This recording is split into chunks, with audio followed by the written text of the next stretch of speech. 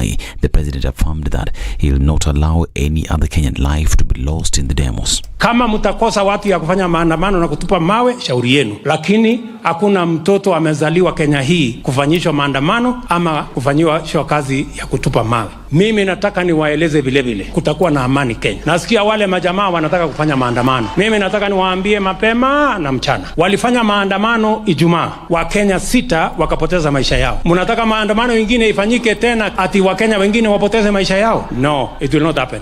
Ruto further condemned those who are opposing the Finance Act 2023, saying that he will fight tooth and nail to ensure its full implementation. Hawa majamaa wa maandamano wamekasirika na mimi. Ati mimi nataka nichukue vijana wengi waende kazini, watakosa watu ya kufanya maandamano na kutupa mawe. Mimi nataka niwaambie hawa watu wa maandamano, please give the Kenyan people and the Kenyan youth a break. The plan we have of 1 million jobs for the young people of our country, in our housing program, in our digital program, in our agro-processing, value addition and manufacturing program, you cannot sabotage. So mimi nataka niwaambie hawa wangwana, sisi tunawajua na tunajua mbinu zenu, na itaanguka vile ilianguka mbeleni na vile inaangukanga kila siku. This is the National Police Service has outlawed planned anti-government protest organized by the opposition, citing infringement on the part of Azimio coalition. Inspector General of Police Japhet Koome said in a statement that the coalition failed to inform security agencies about the intention to hold mass demonstrations, rendering today's countrywide protest illegal. Meanwhile, Azimio leader Raila Odinga says they've unveiled the Tumechoka Citizens Initiative, which will be used to collect signatures that will push for the removal of President William Ruto from office. Raila said that so far 1 million people had signed up on the website. Any Kenyan, wherever they are, you can just go to www.tumechoka.com and you will be able to access it. The exercise is meant to express the people's displeasure with Ruto and the raft of punitive, unfair and unjust taxes that he has decided to impose on the people without the people's consent. We take this early opportunity to thank the 1.2 million people who have signed so far. We appeal to more people to come out and append their signatures to this historic undertaking. Raila further condemned the excessive force of police officers that led to the death of several people during the Saba protest last week. We intend to move to court and institute prosecution against individual officers who are involved in unconstitutional and illegal actions against protesters in the course of our activities. We therefore ask Kenyans to film, photograph and record all those police officers who shoot at or in any other way hurt protesters in the course of our activities. Internationally, and former President Donald Trump's defense team has asked the judge overseeing the classified documents case in Florida to postpone the trial according to a filing, saying there is no reason for any expedited trial. The Justice Department has asked for a mid-December trial date. Trump's defense team said the court should withdraw the current order setting trial and postpone consideration of a new trial date. In a separate filing, Trump's defense team and the special counsel's office said July 18th would be an agreeable date for the first appearance before Judge Eileen Cannon on classified information procedures. While Trump entered his not guilty plea in the case on June 13th, his aide and co-defendant Walt Nauta was only able to enter his not guilty plea last week due in part to delays in retaining a Florida counsel. This is Newswire. I'm Dennis Asada. Good morning.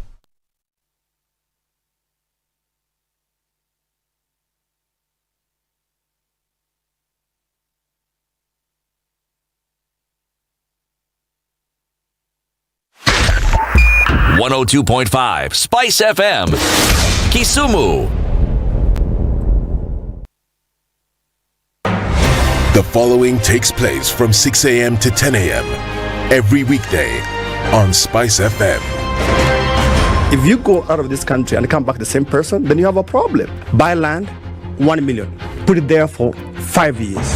What's the purpose? It'll have increased in value. No, that's the thing. That's darkness. You know, that's an eclipse. You don't do that.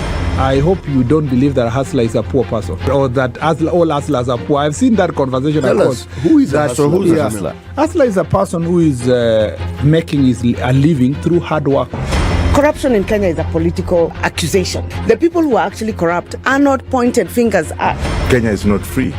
Kenya imeshikwa na mateka. It's under siege. Have you seen that lodge on Nyeri Road? Very high fence. You can't even Windows sleep inside. up near the ceiling. Yes. And if you walk there at midnight, you see bats the size of cows. And when it rains, it doesn't rain on that building. Yes. When you're at All Saints and it's raining, it doesn't rain on that building. The things people will believe. The Situation Room, Kenya's biggest conversation.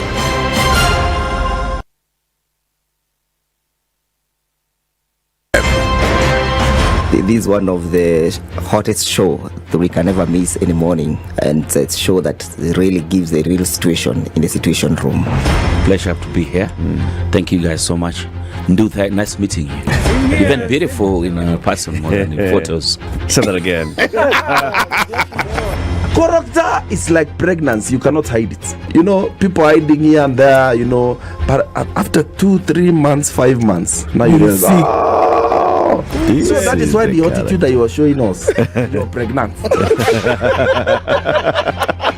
It's like what my grandmother would say. You cannot pickpocket a naked man. How's that? It's communal, isn't it? No comment.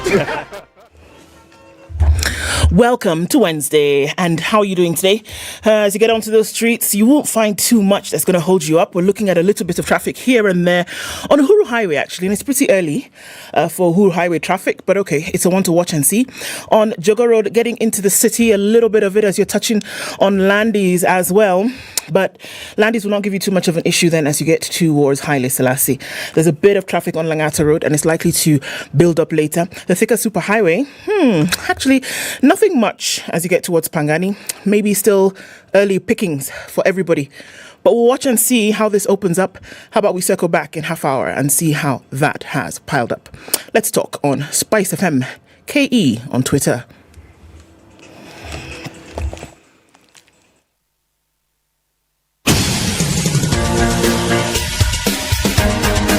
This is The Situation Room, the home of hard-hitting political commentary and penetrating insights about the state of the nation. This is a talk radio experience like no other. The Situation Room, a place for hard truths, debates, and elevated conversations. The Situation Room, witty, political, engaging, deep, controversial. In the room, we have C.T. Muga, researcher, academic, seasoned political observer, a fountain of wisdom in these politically uncertain times. Ndu Okoh, Nigerian by birth, Kenyan by choice, communications expert, Pan-Africanist, a truth seeker and believer in people power, and Eric Latiff, agent provocateur, the man in the chair, seasoned journalist, news hound, a man who believes in punching up, not down. This is The Situation Room, the only way to start your day. 9 minutes after 6. How you doing? Welcome to Wednesday. Welcome to Kenya's biggest conversation. Madam Ndu. Yeah. Otherwise yako iko namna gani? Otherwise yangu liamka poa leo. That's very good. Imesema nikusalimie. Kumbia. Unisalimie? Yeah. Ebu iambie mimi niko sawa kabisa. Tell it I'm fine. I'm very fine. I just remembered a song. There's a song sung by Barbara Streisand. When you said tell it, is tell him. That woman sang some songs with some lyrics. Tell him that the sun and moon rise in his eyes. Or more, if somebody tells you something like that. And then whisper to him. Whisper to him. Whisper words so soft and sweet. Something about his heartbeat. Hey, God. Whoever used to write those things, yeah? What? That's a poet. Who actually wrote those songs? Who wrote that particular song? Lyricist yake. You don't know all those, there's that lady, what's her name? No, okay. It was Barbara Streisand and some Italian fella who sang that song. Pavarotti? No. You said it and then Barbara sang and Celine Dion. Celine Dion did it later. With, yes. Somebody Celli. Bocelli. Andrea Bocelli. No. Andrea Bocelli. So the songwriters for that particular one, Linda Thompson, David Foster, and Walter Afanasieff. Yes. Tell him that the sun and moon rise in his eyes. That chick had lyrics. Reach out to him and whisper words so soft and sweet. I'll hold him close to feel his heartbeat. Love will be the gift gift you give yourselves. But Now you see, we in East But Africa. the song starts with "I'm scared." Yes, we So afraid to show that I care. Will you think me weak if I tremble when I speak? Rhyme. Oh, what if there's rhyme all another the one time. he's thinking of? Maybe he's in love. I'd feel like a fool. Life can be so cruel. I don't know what to do. I've been there with my heart out in my hand. But what you must understand, you can't let the chance to love him pass you by. Tell him. By the tell way, him that you love him. we East Africans understood that whole prospect, and we summarized it. Mapenzi yanitesa.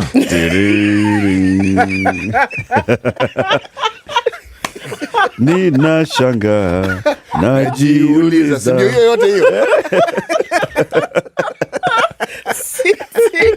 Hey. We got it. Barbara, we got you. Tulikukach. So maumivu ya roho. Hey, okay. On that note, Siti, good morning. Good morning, do. Afya ya kwako? Hey. The cold has abated somewhat. Has it? We didn't enjoy this winter. I'm not happy. No. Yesterday was a bit sunny. It was sunny. This week, it was very sunny sunny. good. Eh? Yeah, but not that blistering hot. It was just adequately warm. No, we want the cold back. At least until the end of we July, who's we? but we didn't experience the winter. Hey, South Africa is snowing. goja. Just But South African winter is real. boss. It is. If someone doesn't prepare you for it, Yeah. that thing can cause you Proper shock. Yes, and pain. Why? And pain. Enough, they've not been having power for a while. Stop it. Stop. No, it's just So it's saying. cold and dark.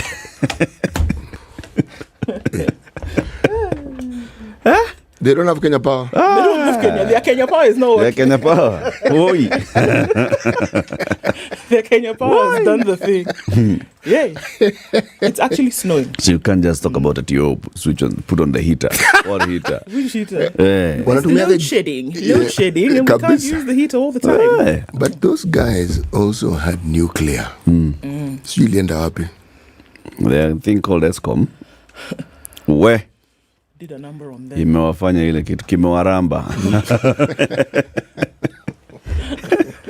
Kimewaramba. Walichocheza nacho hawakukifahamu. Sasa kinawaramba. Nakwambia. I'm telling you, bana. I'm You're telling telling you. You're telling me. I'm telling you, bana. Okay. So, let me tell you what we'll be discussing today, Sindio. Today, we are going to have conversations about public finance management from Kenya and from Ghana. We had hosted this gentleman before, one time when he visited the country. He's around the country again. His name is Sam Nate George, the MP for Ningo Pram Pram constituency in the Greater Accra region of Ghana. Ningo Pram Pram. Yes. And it's a name of a place. Yes. For those who think that we're just trying to be lyrical, it exists. It's the Ningo Pram Pram constituency in the Greater Accra region. The Honorable Sam Nate George joins us at 7 a.m. to tell us about Ghana's economic crisis, what they've gone through. The last time he was here, he touched on it, as we also talked about the economic partnership agreements that Africa is, according to him, was being forced to sign by the EU. So he'll talk to us about now their issue. Where are they? Inflation going above 40%. Jesus Christ. And what that means. What? And what that basically meant. And we will then segue that conversation into Kenya's situation and our domestic borrowing. Jimmy Wanjege, who has been here before, will be joining us again at 8 a.m. to talk about that. our domestic borrowing, how are we doing? So we know that now, for example, the government has gone into the domestic market with an infrastructure bond that is going for 16%. 16. And because of that kind of thing, we are also seeing this. Well, also the central bank has raised its base lending rate, and banks have been sending people messages. Yeah. My friend, you have a loan with us, huh? So now we had talked about kind of 14%. So how about we do 18? Yeah. And it's by force, just in case. From next month. Yes. Okay. So just arrange yourself accordingly. Yes. That's what's going to be happening. Why? Have been forced to do that, though. Hey, by CBK. No, they haven't. Is they making the decision? Yeah, yes. You know, they haven't.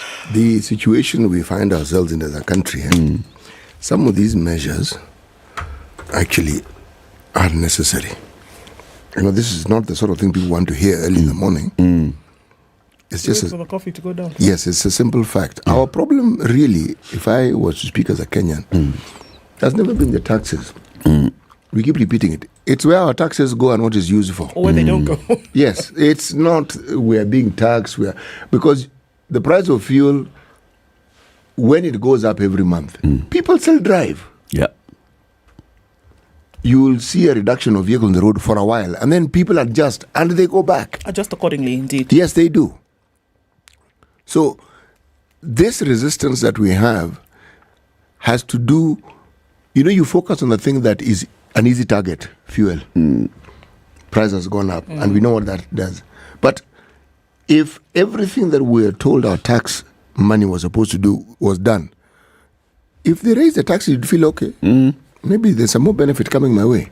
But you want more money and there are no benefits to accompany it, then of course we're going to have a problem. Wait and see. Yes. Oh, yeah. We'll discuss that as we look at the headlines as well. 18 minutes after 6, we are live streaming the show on YouTube and Facebook. If you're online, let us know where you're tuned in from. Still looking for people from down under. Where people? Melbourne, Australia. Hey. Perth. People who used to Wellington, New Surely, Zealand. what Read happened? us all the time. Or maybe, like South Africa, they had a power cut. Load shedding. They also have some load shedding. If you're anywhere on those sides, please say hello. This is the Situation Room, the only way to start your day. Spice FM, Malindi.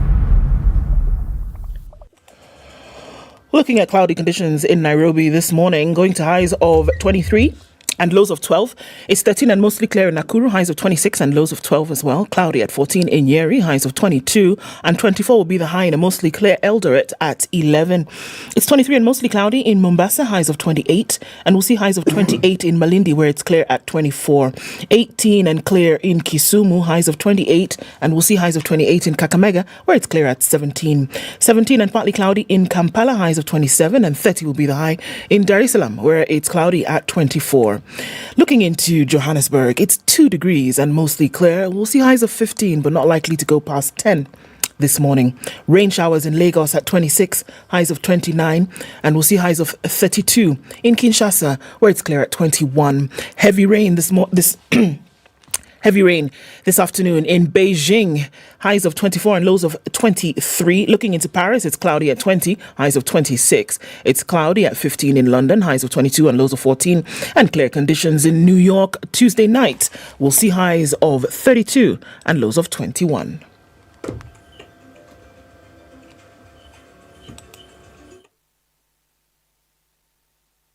Mature, intelligent talk every morning. Spice up yourself.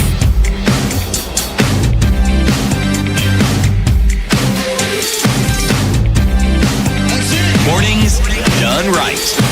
94.4 Spice FM, Nairobi. People are here. Alex Omogi says, good morning from Doha. Sometimes you just should discuss Kenyan embassies in Gulf countries. Okay. Why? Right. What's the issue? What did they do? Yes, what seems to be the matter? I don't know, Alex. Explain, Tafadhali. By the way, I do know that in some of our embassies abroad, people haven't been paid for 4 months. Yeah, or they've not paid rent or something. There was some foggy story. The individuals, the allowances, and some of the whatever it is, remunerations that they're supposed to receive, 4 months. Yeah, there seems to be a bit of a ish. Okay, listening from Quebec in Canada, this guy is calling himself Tupac Shakur. He's still alive, man. And Habari are the three musketeers. Where are you, musketeers? Chamgay to the Dream Team, listening in from Aina Moy. Hey! Assalamu alaikum, good people, tuning from Abu Dhabi. Happy Wednesday to you too. This Masombuya says, good morning, wishing everyone a safe day. I pray that no one will hurt or die, oh my God, as a result of protest. Oh, okay. Good morning, good people. Greetings from Doha in Qatar, says Isaac Mwai. And Carol Yabura says, good morning. Looking forward to today's discussion. Now, Penda Sana. Josegi says, good morning. Good morning, great people. Listening happily from Nkubu. Do please ask Siti. Siti, I'm asking you whether you know where Nkubu is. Yes, I do. Where is it? It's in Meru. Oh, it's really? NKUB, and the pronunciation is not Nkubu. It's pronounced like Nkubu. Oh, I say Nkubu because it sounds so South African. Actually, it sounds like it's somewhere in the Kalahari region. The beautiful thing about that place is the market. The market is beautiful. Man, the goods, the food in that market. You know, people talk bread basket. Yeah. Go to Meru. Oh, yeah? Go to Meru. Food, man, are plenty and very well priced. So I know exactly where it is. So City knows where Nkubu. So the B's are you. V. Kobo. Well, all right then.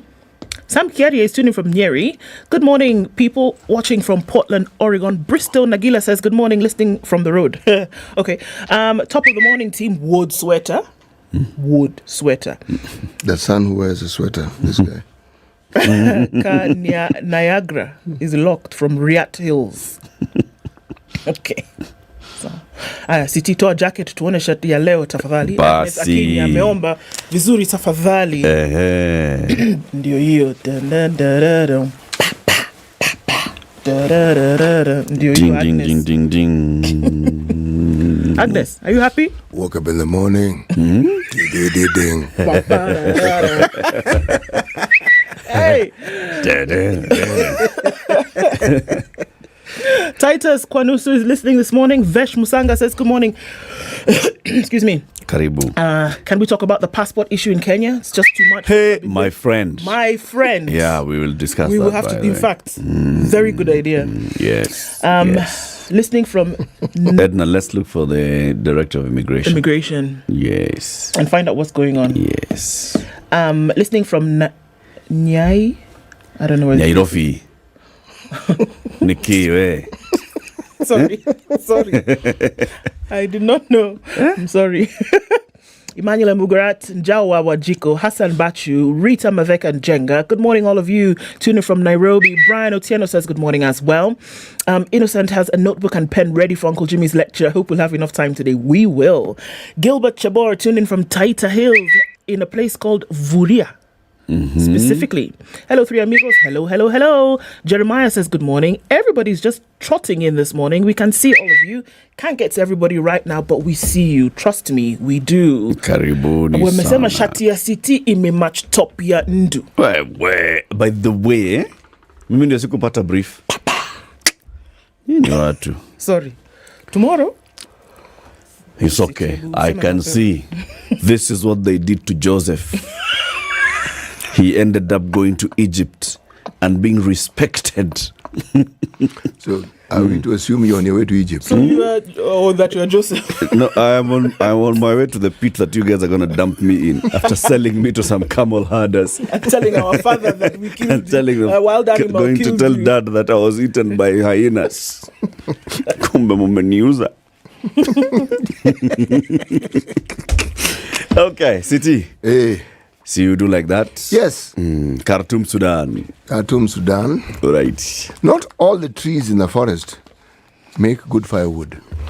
Not all the trees in the forest make good firewood. No. Others don't make firewood. What they do, they make good wall unit. That's the last thing I was expecting you to say. Okay, then can we start with the stool then? All units. Wow. All right. Do people still sell things called wall Do units? people still use them? Where do you people live? Sorry. Yeah, well. Like asking, do people still have chairs? No, come on. Surely. see. Which wall? Wait. Do which people wall still have units are we seat talking covers? about? Those plastic nonsense that you put on the chairs. No, so when your mother says clean the house, you're cleaning the plastic Yes. chairs. By the way, what you don't know, we come from an era where you had a sofa, you had a set, but what you adorned it with was some knitted clothware. Yes. Okay. So you actually never really sat on the sofa. And that Yes. was a pattern. That's what actually gave the seat character. Yes, it did. And you could change it. You had several sets. Several sets, just, you put on the, where you lean, where you sit, and then some on the table. But then some people really took it far. They even put some on the radio. Of course. And on TV. Hey. So you want another radio? So no, what? When you finish watching, then you drape the TV. No, actually, no. You can actually listen to the radio, but you'll be While wondering, it's still draped. Where is the radio? Because everything has a... And there's no remote control then. Where is it? Okay. Okay. Let's look at the headlines. Intrigues behind the Ruto-Raisi botched State House meeting. Allah? There was such a thing. And it was botched. It was botched. On the front page of the Standard, that's what it looks like. Primary school heads to become power barons. I'm sure you want to know what that's about. Uhuru gets a taste of his own medicine. Okay. MPs rail at Kenya Power over tariffs. This is all coming in on the Standard. And the government has said it is going to clamp down on Azimio protests. Okay, so just be ready for that one. A very interesting story in one of the headlines today. It's in the sport. Remember Caster Semenya? Yes. South African athlete. Yes. She's now won her gender case in the EU court because she took it there. There were certain restrictions on her from competing as a woman. And so she could not compete in many of the championships because the case was taken forward. We'll give you details of that because she's won the case. I have to ask though. Yeah. If she wasn't winning, would it have been an issue? Of course not. Okay, go on. There are many things that she cited here. She calls in gender, what they call genderism, racism. She brought that in as well. And that I can see. Yeah. So it would be interesting. Let's look at the details of that later. This issue But she's won the came up case. in the Olympics when some of these Baltic states, before they got their independence, and it was USSR, when you're told, if you just look at the faces and you're told what competition it was, and they mentioned the name of the you're thinking, is this a mixed race? Yeah, what is this? Are they allowing men and women to compete in this race? I didn't hear anybody pitching a fit. No. Please go on. If your color was fair as milk, you're fine. All right, on the front page of the Standard, Ruto to Raila, stop the anarchy, stop it. The Azimio La Umoja One Kenya coalition will today resume its nationwide anti-government protests and signature gathering exercise aimed at stripping the government of legitimacy, even as President William Ruto vowed to maintain peace and order and accused the opposition of sabotage. Principals form team to check uniform prices. Well, finally. The Kenya Secondary School Heads Association has formed a special team to regulate the pricing of uniforms following an uproar by parents. The uniform fees racket in many schools across the country has been minting millions from already overstretched parents. Kindiki blames the judicial system for the Shakahola horror. He says that the Director of Public Prosecutions, the Intelligence and the Judiciary are to blame for the Shakahola killings, even as 10 more bodies were exhumed yesterday, taking the death toll now to 350. The exhumation continued yesterday after the last tranche of postmortems had been done. Iran is making the news, and he's jetting in today, Mr. Raisi. He's supposed to have been to be in the country already. Yes. And at a meeting with the president already. At this time. And the press briefing should be taking place. It's 6:30 now? Yes. Yeah, it should be taking place now. Right now. Already. So he jets in. So let's see. Nursing jobs up for grabs in Saudi Arabia. 6-figure salaries await those who qualify in deal brokered by the two countries. So, now is the time when that can happen. Remember, there was a whole debacle with the medical staff. If you go to another country, the requirements, they ask standardized testing. Yes. One of the major things was then an English test. Yes. So here's another opportunity, but not on that side of the pond. It's but on to this Saudi side of the Arabia. Mediterranean, it's Saudi Arabia. Okay. Kenya considers a Sukuk bond to pay off Eurobond. We'll give you details of that. That's on the back page of The Nation. Alrighty, let me tell you about the Business Daily. C-section delivery spike shakes Kenyan insurers. An unprecedented rise. Well, the issue of cesarean section has been in the news on very different platforms the whole week. An unprecedented rise in the number of Kenyan women choosing cesarean section deliveries across the country has left insurance firms with huge medical claims to settle as the share of normal deliveries drops. Multiple interviews with medical insurers, including Jubilee, AAR, and Britam, have revealed that cesarean section deliveries, commonly known as C-section, account for close to 70% of their bills for maternity. For instance, of the 1.67 billion shillings that Jubilee Health, one of the largest health insurers in the region, has paid for deliveries in the past 5 years, about 67% or 1.1 billion has been towards CS. A billion bob. Wow. And it has been suggested. It has been suggested from the medical practitioner to do the CS. Well, yeah. Not that it was necessary. Both. Wow, okay. State frees Airtel and tech giants from 30% local stake sale. Telecoms operator Airtel and global tech giants such as Amazon, Microsoft and Google will not cede at least 30% of their shareholding to locals after the government agreed to have the rule deleted from the national ICT policy guidelines. In a notice yesterday, the ICT ministry invited submission of public comments on this proposal. Kenya has a vision to be a globally competitive, knowledge-based economy by the year 2030. One of the government's strategies to achieve the vision includes development and promotion of the ICT sector to spur investment and create employment. For Kenya to be an attractive investment digital hub, it's proposed that the equity participation subsection, that is section 6.2.4 on market rules, be deleted from the national ICT policy guidelines. That's what it says. So, previously, Kenya had introduced the local ownership provisions through regulations with the view of encouraging healthy competition within the ICT sector. That one is going to have some interesting views coming in from across the board. So now you can come in as a foreign company, 100% owned by foreigners and operate in the country. Higher. The ticker headlines: from Sukuk to Samurai Bond, Treasury lays options to investors. Kenya strikes cheaper oil deal with 3 Gulf firms, and Safaricom sends home 33 as fraud war escalates. City? The Star. Yes. Top right-hand corner until green. Sabasaba protests. Police in Migori warned against firing tear gas cans in estates. By the way, the Sabasaba demonstrations on Friday, 2 people died in Migori. Oh? Yes. One was actually shot. A young man was simply walking in his estate, and the police used live bullets. They were shooting, and this gentleman was shot. Now, that story is about how civil society within Migori are saying that, instead of dealing with those who are, or ensuring that there's orderliness when people are demonstrating, when they lobby their tear gas, it's not just on the streets. They lobby tear gas into places where people are living and their children. Yes, now on the left right-hand corner, Levy, Sakaja eyes preachers and politicians. These Kamkunji grounds, famous in its own right for all manner of things.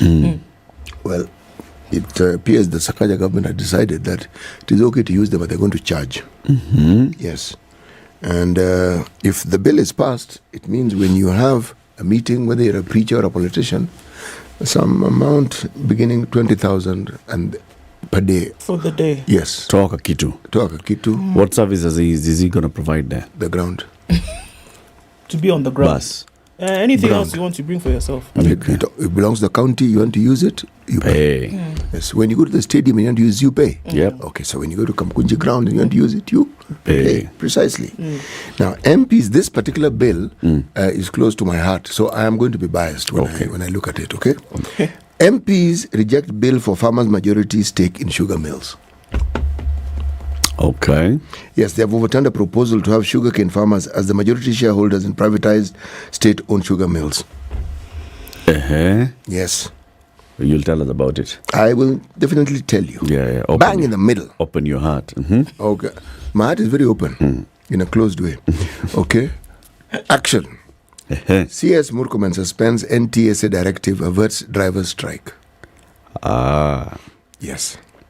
Did the drivers say they will not strike? Let me tell you something interesting. You know, you hear of WhatsApp groups. Every little group in this country, whether it's taxi drivers, whether it's online taxi drivers, whether it's lorry drivers, they have a WhatsApp group and they communicate. I know this because one of my Uber drivers was asking me to listen to a message that they had been sent to their group as online taxi operators, telling them how they cannot do this, they should do this and obey this. And so, you know, WhatsApp, technology, this information age is an interesting age. So Murkomen has decided, you know, other countries, you know what they do? When you have a license, they give you a choice, 1 year, 3 years, 10 years, depending. But every time you go to renew it, they test your eyes, they test your knowledge of the road. That's when they test you. Because you have renewed it at some point. Yes. Okay? Yes. Now, this statement that was made, unfortunately, when it follows that disastrous, that catastrophic event that took place in Londiani, one can understand the government being cautious and trying to say, we need to look into this. But how would this solve that particular problem? Okay, you've retested drivers. How will it solve that problem? Because it isn't the driver and the lorry. Yeah. It isn't. There are many things that attach to this particular story. So how do you ensure that such a thing doesn't happen? How do you ensure that a lorry will not lose or fail in terms of its brakes? Yes. How do you guarantee that every vehicle on the road will at some point not have a mechanical issue? Can you do that? Though, you know, with lorries, there are many theories on this. The brakes that these huge vehicles have require the engine to be engaged, meaning a gear to be engaged, so that we call it power, but a lot of air gets into the system to enable the brakes to function as they should. Okay? Now, if you put it in free, that particular activity does not take place. So when you then depress the brake, it's just hot air. It just goes whoop. And the vehicle, oh yes, that sound is when it's working. You've engaged the gear. Yes. And if you release it and the vehicle gathers momentum and you then try to engage a low gear, it will not engage. So that vehicle will actually be out of your control. So these are discussions they ought to have to find out what really happened to this particular lorry. Yeah. Because there are very many lorries that ply that road every day. Yeah. Anyway, Raila warns Ruto as Azimio plots intense demos. So Ruto has won Raila, Raila has won Ruto. They warned each other. Did I say Raila wants Ruto? Yes. No, I meant Ruto wants Raila as Azimio plots intense demos. Sorry. Tell us about that.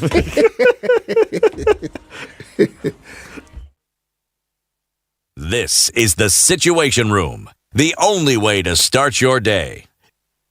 Yolanda Mulo and DJ Absolute. When the gang is together, you know it's sugar and spice. Great vibes, conversations, a lot of humor. I like to say we don't give an F, we give 3 Fs. You and I are in this relationship, so it is me to tell you who we are. When you ask a chick, how many guys have you been with? She's like, including you. If it's fun, it's funky, it's fresh, you're definitely going to catch it here. I don't know what you do every day from 11 a.m. to 3 o'clock. If I were you, I'd tune in to Spice FM 94.4. I want you on my team. So does everybody else. Yeah. There's no traffic on the Thika Superhighway coming into the city. You're going to be all right all the way through and through towards, even at the Pangani underpass right now, there's nothing. Why are people not coming outside? Okay, Northern Bypass, we're also seeing the same thing. Limuru Road, you will not find anybody there, at least not for now. Maybe around 7 o'clock, people will dare to get on the streets. Let's see. For now, really nothing. Langata Road had a little bit of something earlier, but that's all gone. Even in the CBD, really nothing as well. Coming off of Jogo Road, just a smidgen of traffic right around the railway station. But beyond that, I've got nothing. I've got nothing on North Airport Road heading out towards the Eastern Bypass. So maybe today's that day. How about we wait and see? Right about 7 or so. Let's see how that changes. And then let's talk on Spice FM KE on Twitter.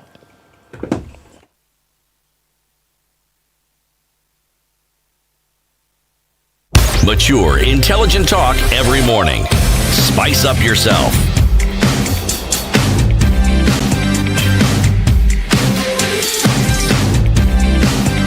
Mornings done right. Alrighty. 94.4. 19 to 7. Okay, let me quickly. I want to quickly tell you about this primary school heads to become para barons, because you wonder how that is going to be.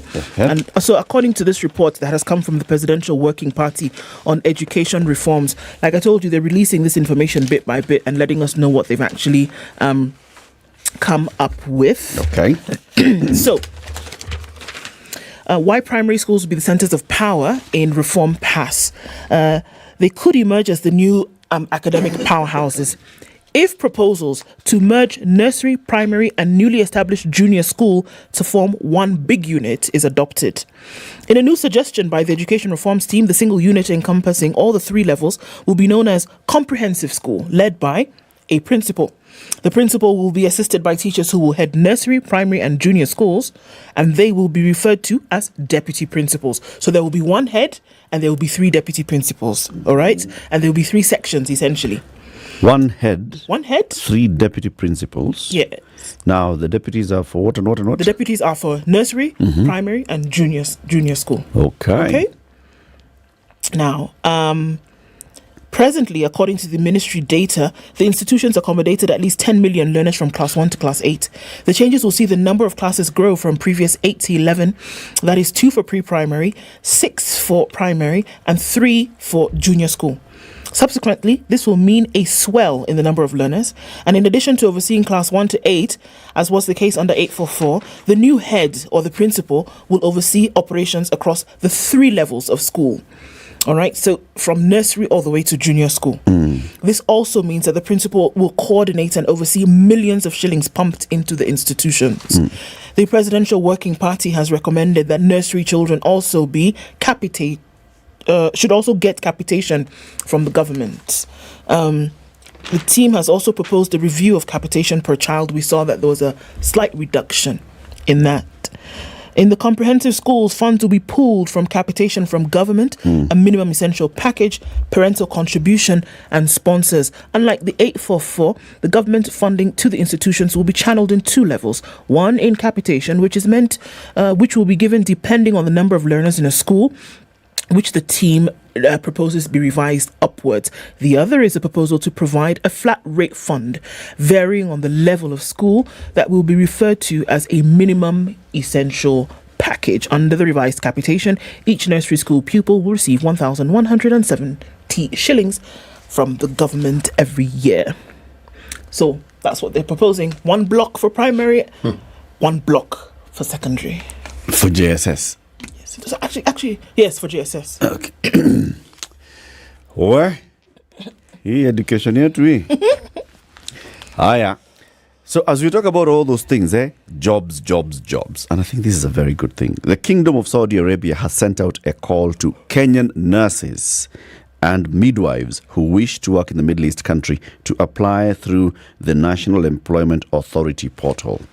The vacancies were announced yesterday by the Ministry of Labour and Social Protection in Kenya, inviting qualified Kenyan nurses and midwives to work in the kingdom. In a statement, State Department for Labour and Skills Development Principal Secretary Geoffrey Kaituko said this is a collaboration between Kenya and Saudi Arabia, which will enhance safe and productive labour migration while providing opportunities for Kenyans to work in various sectors in Saudi Arabia.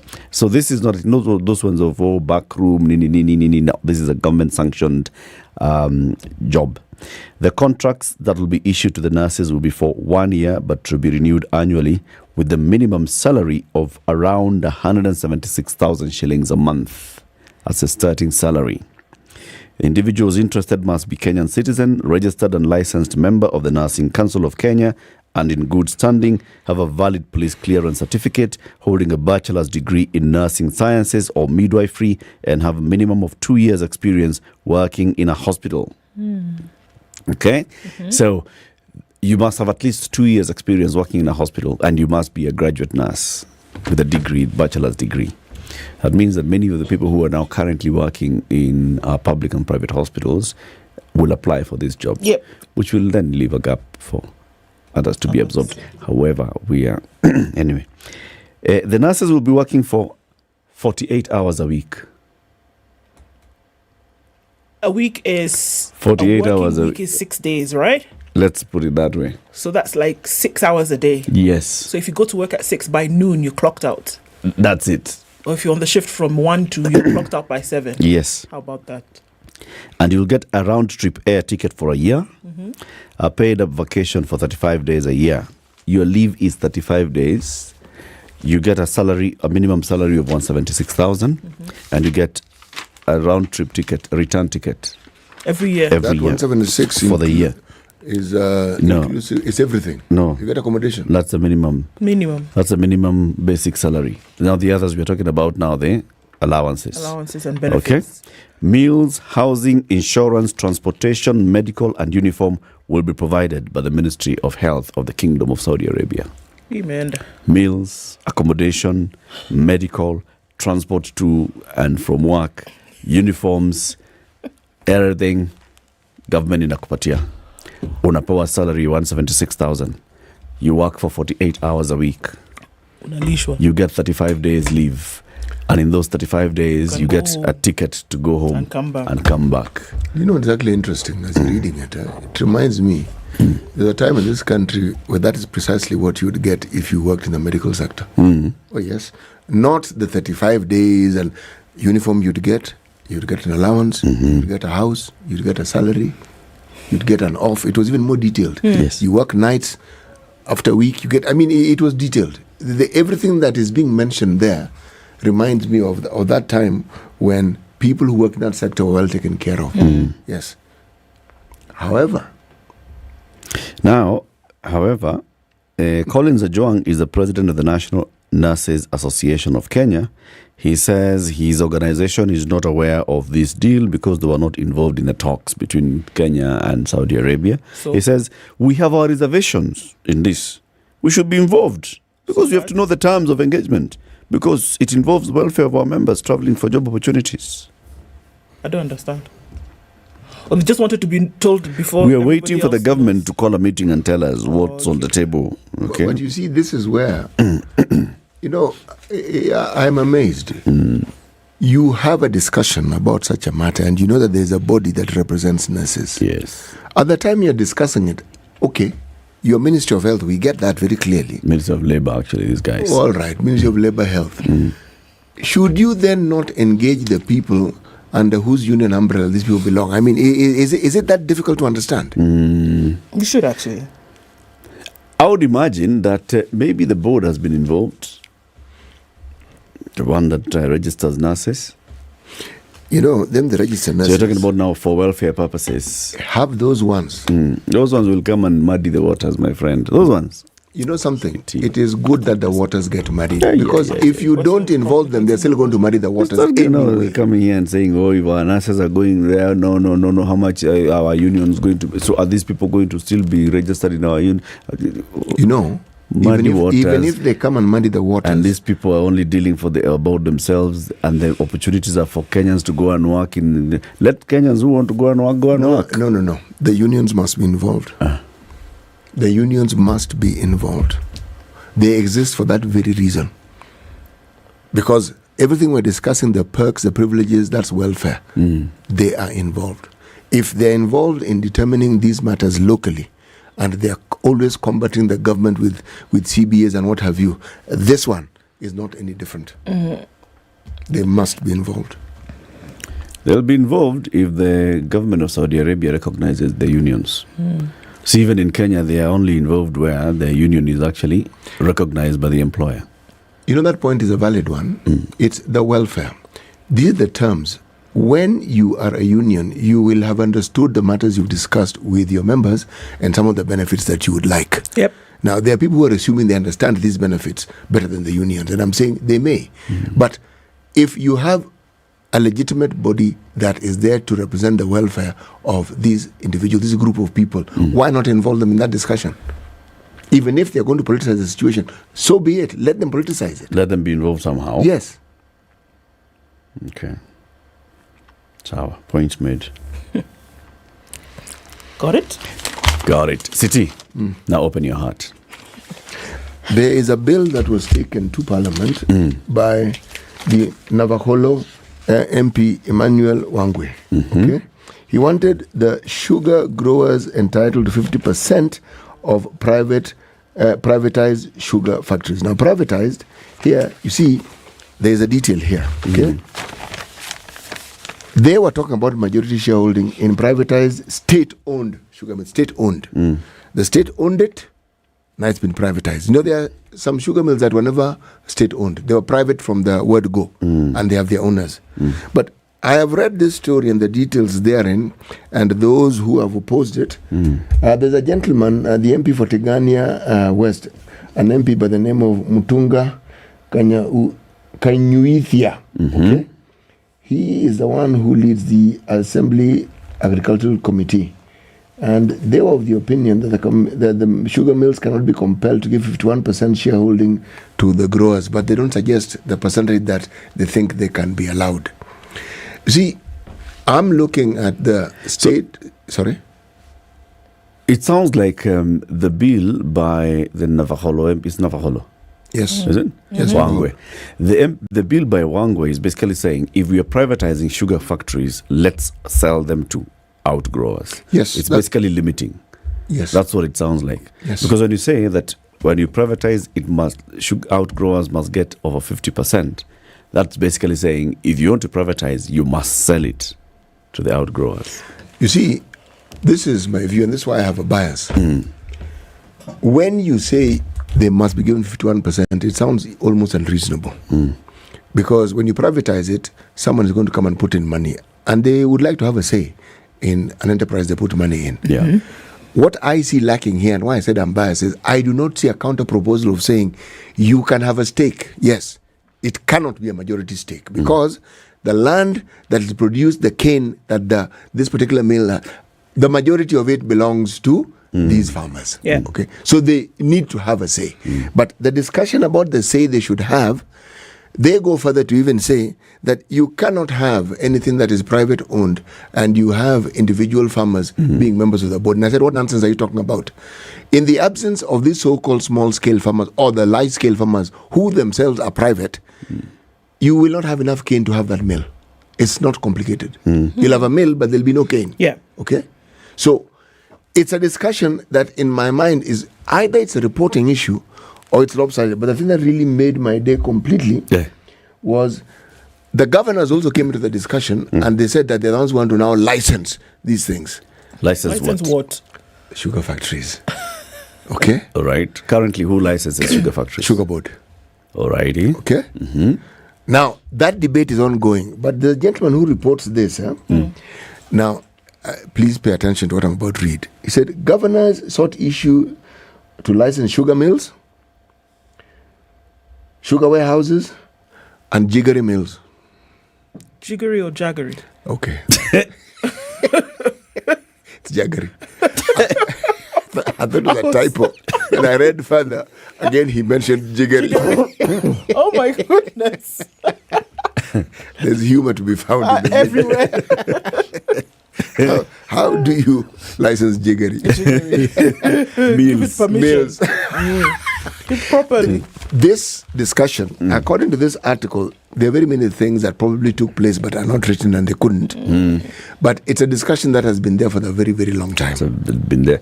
In fact, at some point, I thought the recent thing from the national executive was that they were not going to privatize sugar companies, even as they look at privatizing other companies. Remember? Yes, they did. I think this is when the president went to Kakamega. Yes. And said, okay, so we'll privatize others, but sugar companies, maybe not. In fact, the government has actually told the people who are proposing this bill to go slow on it.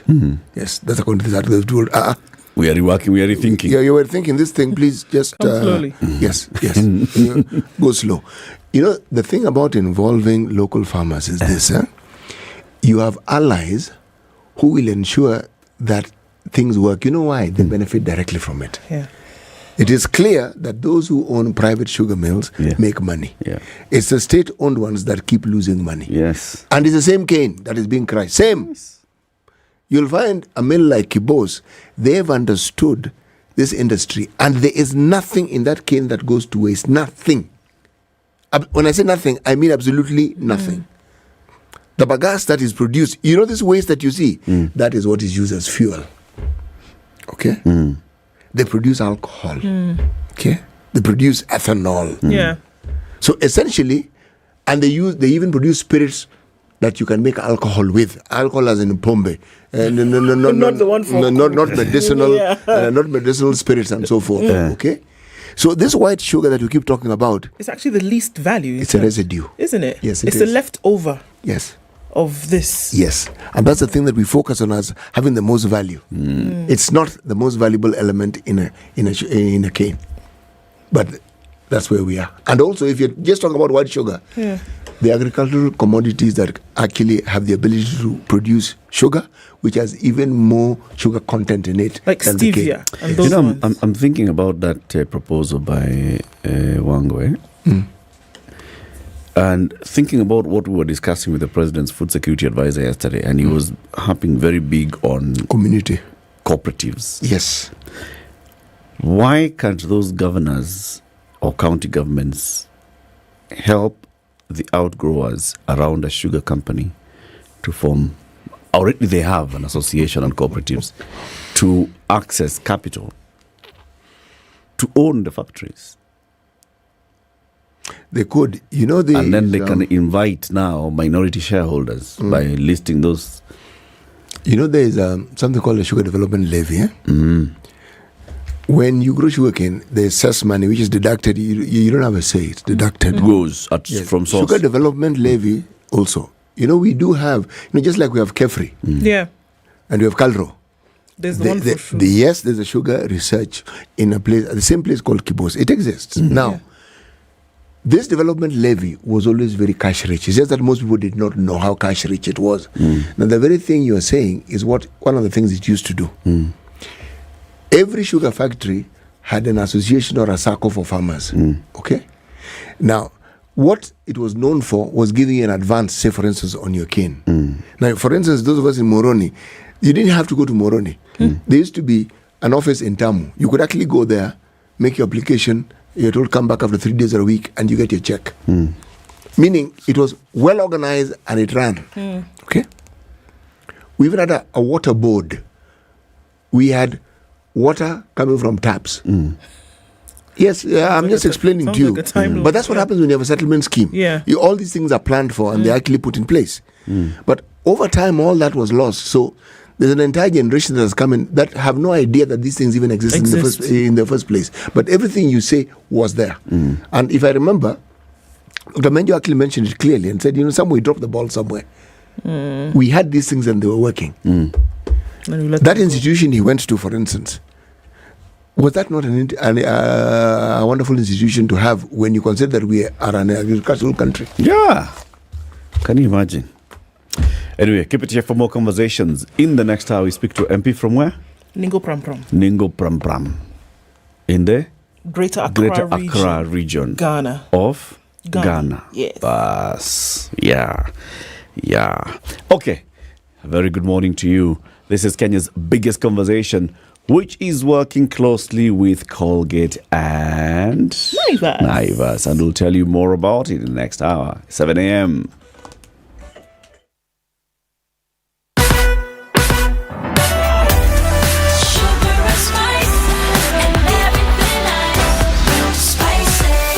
Spice up your life.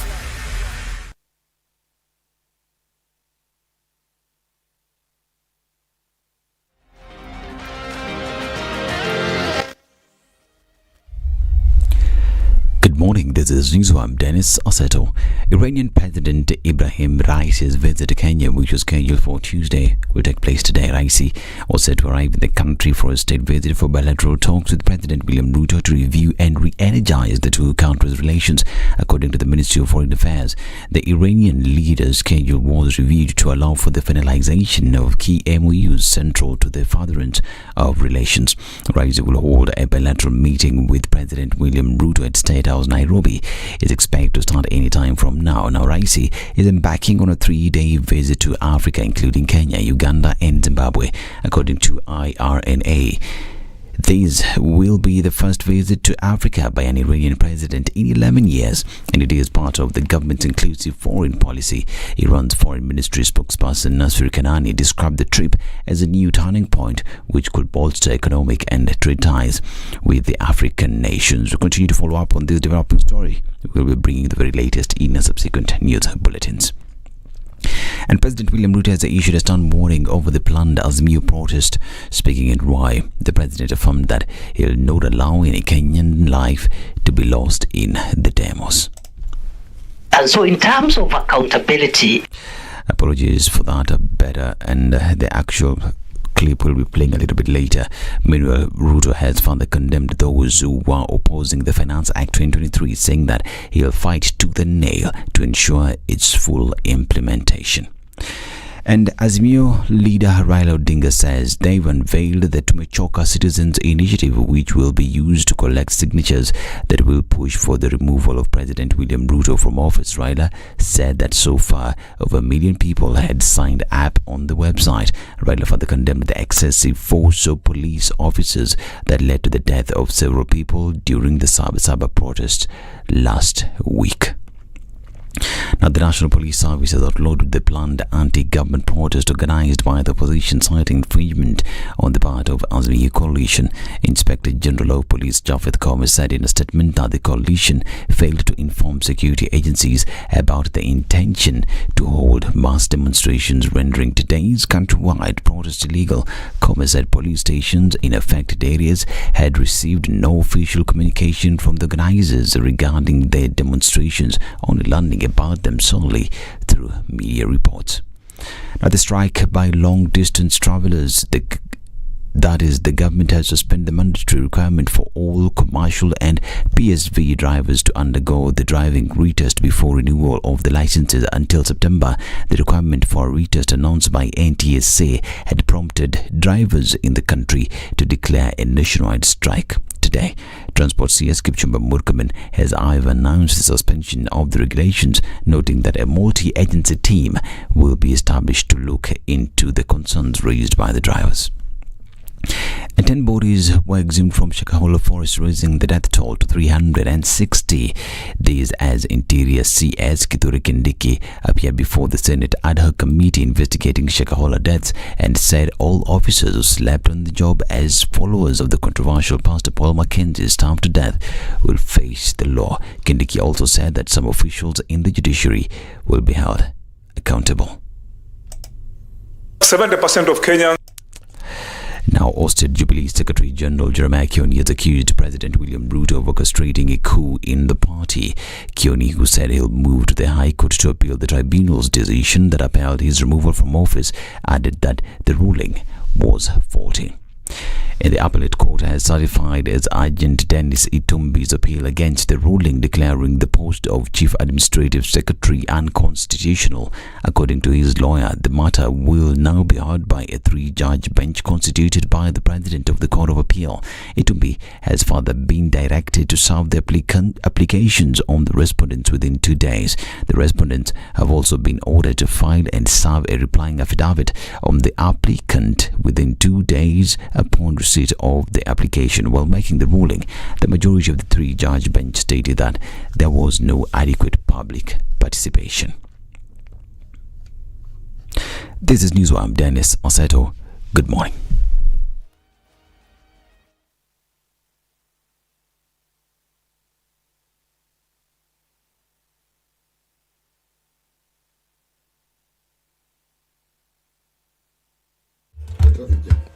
Okay, no traffic this morning. None at all. On the Thika Superhighway, it looks pretty good. You get into the city, out of it maybe in 10 minutes maximum, depending on where you are. Looking at Westerns, nothing happening there either. Limuru Road, free and clear. We're not seeing a traffic issue. We're going to look on some other threads and see if there is some.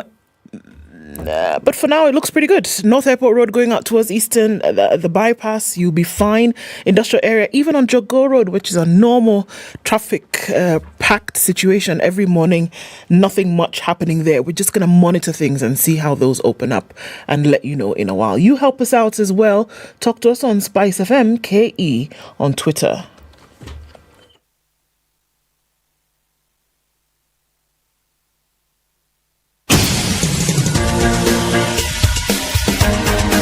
This is The Situation Room, the home of hard-hitting political commentary and penetrating insights about the state of the nation. This is a talk radio experience like no other. The Situation Room, a place for hard truths, debates, and elevated conversations. The Situation Room, witty, political, engaging, deep, controversial. In the room, we have C.T. Muga, researcher, academic, seasoned political observer, a fountain of wisdom in these politically uncertain times. Ndu Okoh, Nigerian by birth, Kenyan by choice, communications expert, Pan-Africanist, a truth seeker and believer in people power, and Eric Latiff, agent provocateur, the man in the chair, seasoned journalist, news hound, a man who believes in punching up, not down.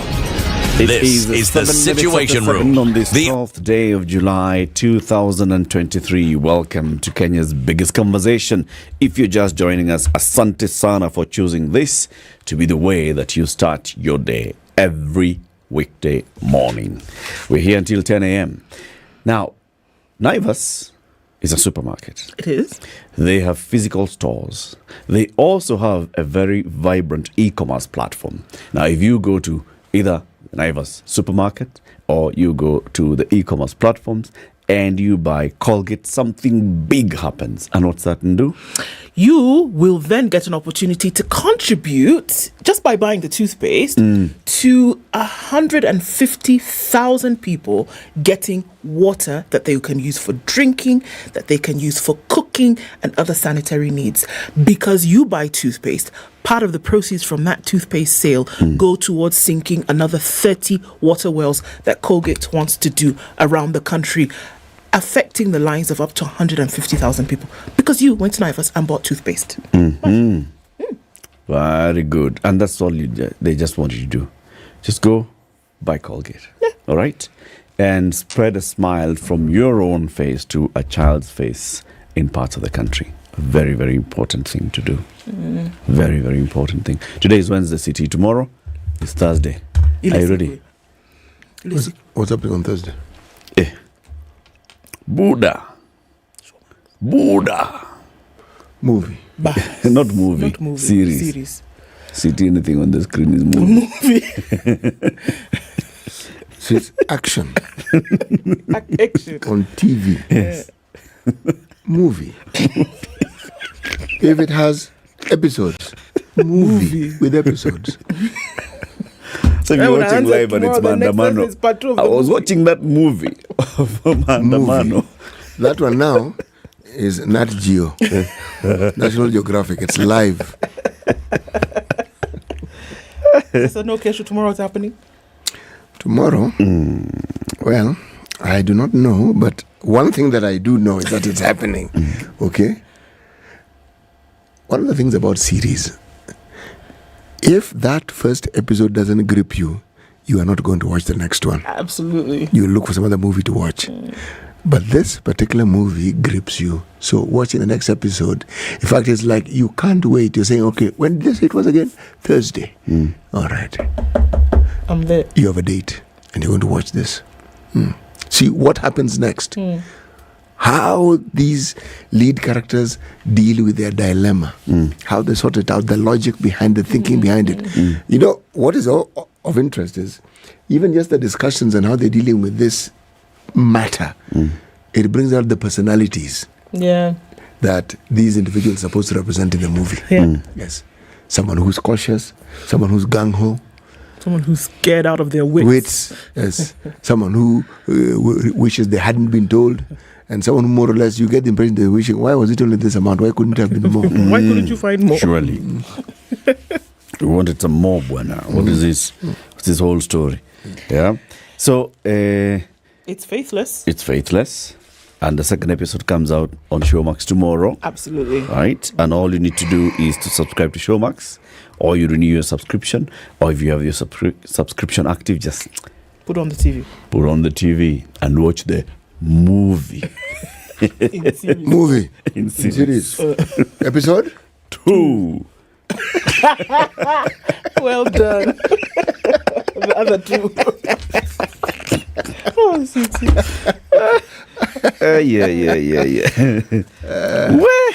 So we're waiting for our guest who is going to be arriving in shortly, and I see he's trying to call me now. I can't pick. You can talk to each other. I want to tell you the Caster Semenya story. Please tell us as that one. is going on, Yes. because it's been years. It's a big one. Right. It's a big story. Semenya wins appeal on the testosterone levels at the Court of Human Rights. Did you know that there was a Court of Human Rights? Yes. Okay. Double Olympic 800-meter champion Caster Semenya was discriminated against by rules which forced her to, get this, lower her testosterone levels in order to continue competing. So, be less of... Now, the European Court of Human Rights has found this out, all right? She was discriminated against by asking her to do this. She was being told by the... she was being told... to lower her testosterone. In order for her to compete... In a women's race. In a women's race, go and lower your testosterone levels. Now, the Court of Human Rights has found that this request is discrimination. All right? Now, the reasons as to why this happened, because it was a big story, it was a big splash when she was asked not to compete anymore, and she said, what? I'm going to court. And she did. The 32-year-old South African was born with the differences of sexual development and is not allowed to compete in events between 400 meters and a mile without taking testosterone-reducing drugs. On Tuesday, the ECHR ruled in favor of Semenya in a case involving testosterone levels in female athletes. Semenya, a 3-time 800-meter world champion and 800 meters and 1500 Commonwealth champion, has been in a long-running dispute with governing body World Athletics since regulations requiring her to have hormone treatment were introduced in 2018. It's been 5 years. She has failed twice in legal battles to overturn the decision. The case at the ECHR was against the government of Switzerland for not protecting Semenya's rights and dates back to a Swiss Supreme Court ruling 3 years ago. In the lengthy judgment published yesterday, the ECHR found the Swiss government did not protect Semenya from being discriminated against when its Supreme Court refused to overturn a decision by the Court of Arbitration, which held World Athletics rules governing the participation of athletes with DSD. Now, whether they are going to now say that she can compete without reducing her testosterone levels is a totally different story. The only issue what they have found is that there was some form of discrimination. A violation of her human rights. Exactly. Now, they have said very clearly, in the meantime, the case was filed against the state of Switzerland rather than World Athletics. They will liaise with the Swiss government in the next steps, and given the strong dissenting views in the decision, they will be encouraging them to seek referral of the case to the Grand Chamber for a final and definitive decision. Okay. In the meantime, the current regulations approved by World Athletics Council in March 2023 will remain in place. She will not compete. So the thing is, even in this particular court, it wasn't unanimous. Nope. There were judges who dissented. Yeah.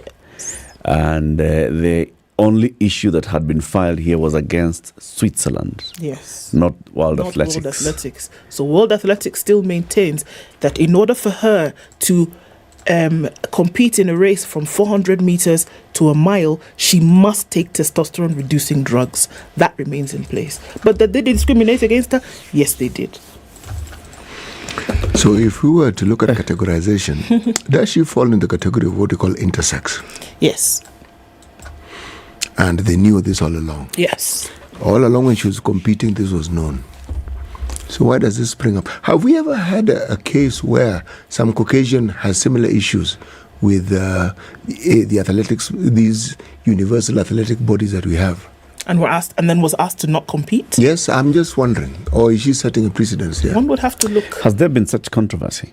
Because remember, ours was also very controversial. The controversies that we had, the 800 meters and the controversies that dominated our country or the athletics world was in the days of the Soviet Union, and some of the satellite states that were aligned to them, and was on doping.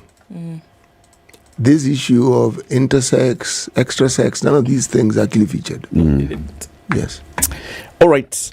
Our guest is in the studio. He's the Member of Parliament for Ningo Pram constituency in the Greater Accra region of Ghana, the Honourable Sam Nate George. Good morning. Hi, good morning. Welcome to Kenya's biggest conversation. Welcome back to Kenya.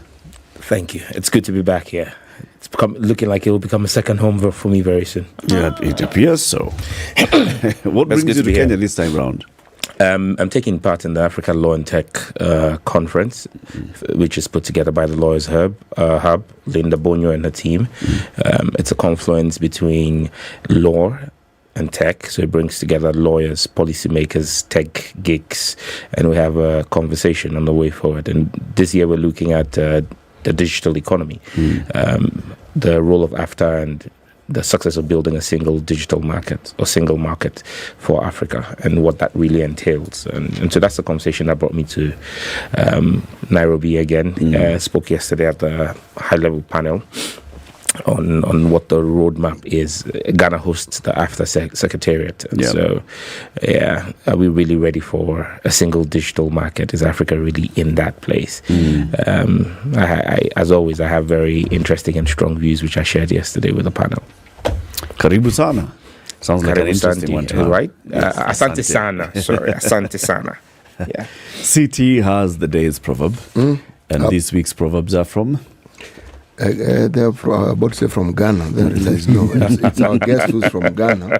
The proverbs are from Sudan, Khartoum. Not all the trees in the forest make good firewood. Not all the trees make good firewood. So what do you make of this proverb? What's your interpretation of it? It's interesting, we think that firewood is made from trees that are cut, but it's wise saying to say not all trees make good firewood.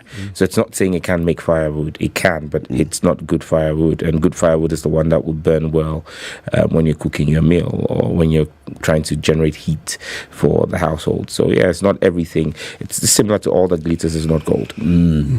Pretty much, yeah. But I think that it's a wise saying. So you must be careful of the choices that you make. Choices have consequences. Choices have consequences. We know that in Ghana. It looks like Kenya is beginning to experience it. Last time you were here, you delved a little bit into that in terms of the choices that the Ghanaian people had made and the Ghanaian leadership had also made. Yeah. And you talked about, the economic situation. Now, we've been reading about it. Ghana's economic crisis of sorts, where your inflation has really, gone off the rails, and very many other things have happened. Just let's start with the present. What's the present situation like, and then you'll take us back into how did we get there? Well, it's a pretty tough time for Ghanaians and Ghanaian businesses. At the current moment, inflation has dropped. It's dropped from a high of 56% to about 44% now. I think 42% for last month. But those are official figures. Professor Steve Hanke, who's a global renowned forecaster of international inflation rates, has actually put Ghana's inflation rate at 108%. But the government puts it at 42%. Borrowing bank rates, interest rates are hovering around 32%. It's pretty tough for any business. The currency seems to have stabilized. Okay. But that's artificial, extremely artificial, because Ghana's defaulted on his loans, on his external loans. So Ghana's not paying any of his external loans since November. We officially announced a default in November last year. And so that's well over 8 months of not paying any of your international commitments which are dollar denominated. And even with that, it's not as though the cedi has remained fixed at one price. It still keeps rising, but it's just that it's rising in bits, you know. So you can imagine what will happen when we have to pay our foreign commitments, our loan commitments, which are all dollar denominated. At the point in time, the cedi went as high as 15 cedis to a dollar. This morning is trading at 11.89 to the dollar. Possibly if we were to start paying, we would immediately see the cedi slump to about 20 to the dollar. That's a reality. And all of this against the backdrop that when this current government took over office, the cedi was changing at 4 to the dollar. 4 to the dollar. In fact, after their first term, which ended in 2020, when the mandate of the current president was renewed on the 7th of January 2021, the cedi was still trading at 6 to the dollar. So this whole slump from 6 to 15 and now to basically 11.89 has been in the space of literally 2 years. But with the economy, it's not, you don't see the effects of the actions that you take overnight. They are medium to long term. And so the what we're seeing now where are results of decisions that were taking when this government came in 2017, 2018, and we're having to live with the consequences. Those are some of the challenges that we faced, and it's tough for businesses. A lot of businesses have closed down. A lot of businesses are migrating from Ghana to neighboring Ivory Coast. Taxation is mad. It's insane. And people are just going on social media in Ghana now and putting up the tax valuations, especially if you're bringing in a vehicle into Ghana. Someone was trying to bring in a 2023 Range Rover into Ghana. The Range Rover itself cost him about $250,000. The government slapped a tax of almost 1 million Ghana cedis, which is almost $100,000. On a brand new car that's not aged. It's a 2023 model. For example, what you would call, you say that's a luxury car. So a regular Toyota Corolla, or a Honda Civic. 2 years ago, the duty for a Honda Civic was 17,000 cedis. Now you're going to pay 45,000 cedis. So it's as though the government is just trying to mop up excess liquidity by overtaxing everybody. We've had tariffs for electricity and water skyrocket. We're paying almost 3 times what we used to pay. We're still saddled with a COVID-19 recovery levy, so we're still paying a COVID tax on everything that you do, even though COVID's been long and gone. Tax. Yeah, COVID tax was introduced by this government. So it's formally called a COVID tax? Yes, it's a COVID-19 levy. That's the name of the levy. And if you come into Ghana, what's the rate for it? It's 1% of the total value of whatever you're buying. So if you even bought a sandwich, everything. If you bought a sandwich, if you bought a meat pie, you bought fuel, that's 1% COVID tax on it. And that's the insanity of freebies. You know, it's when the government in 2020, because of the elections, claimed that they were handing out freebies, and we in opposition were talking about it and saying there's no free lunch even in Freetown, people said we were naysayers. And now we've been saddled with having to pay a COVID levy even after COVID is long gone. And when you're asking the government for accountability on the COVID levies, they're refusing to give you the accountability on it. Once you talk to any government person in Ghana, they'll tell you our economic crisis as a result of the Russia-Ukraine war and as a result of COVID. Yes. And I always have that simple retort. I ask them why? Are they dropping the bombs in Accra or in Kumasi? Because even Ukraine's currency is doing better than Ghana's currency. So Ukraine, that's bearing the brunt of the war. Even Russia, that's under a lot of sanctions, are still doing way better than Ghana's economy. So clearly, it can be the Russia-Ukraine war. It can be COVID. So Sam, those are the reasons that are being given. Obviously, Russia-Ukraine war. It's being used in very many places. COVID, of course, still continues to be one. What's the problem? Where did all of this start from? Because usually you see the effects, but then you have to ask and do a trace back. Where did all this start? Fiscal indiscipline, basically. You just have to realize that when it comes to the economy, you can't run away with it. This is not a proverb, but they say statistics are like bikinis. They reveal a lot, but they conceal the vitals. And so government people would throw statistics at you and tell you they're revealing a lot of information to you, but it's really concealing the real vitals. Basically, when you look at the fiscal indiscipline that Ghana had, we were overexpending. Government undertook vanity projects like building a cathedral. A national cathedral, because the president said he had made a pledge to God in 2016 that if he made him president, he will build him a temple. And when he made that announcement in 2017 after he became president, we said to him, okay, it's fine. We all go into commitments with God. I go into commitments with God when I'm going into my elections, but I don't dip my hands into public funds to take care of them. It's my personal commitment to God. So build your temple. Then the next thing we hear is we're demolishing brand new houses that had been built for judges, Supreme Court judges, to make way for that cathedral. Then we're demolishing our passport office and a large tract of government land in prime Accra, right next to Parliament House, was being demolished. In fact, a private real estate development that was valued at 100 million Ghana cedis, which at the time was in the region of about 20 million, almost $20 million was demolished, completely demolished without compensation. And we said, you can't say state funds are not going in if you are doing all of this demolition and you have to reaccommodate the house, the Supreme Court judges, you have to pay compensation to this private guy, you have to move the passport office. How big was a piece of land that was needed for this cathedral? Well, what has been taking is well in excess of about 20 acres of land. It's about 20 acres of land. 20 acres of land in the CBD. Yes, right next to Parliament. Right next to Parliament. It borders Parliament on one side, and then our financial district on the other, and then International Conference and International Theatre right next to it. In fact, many people said, look, don't even cite it there because it's going to create a lot of traffic because all the justifications for it. Then the president said it's going to cost us $100 million. And we said, of taxpayers' money?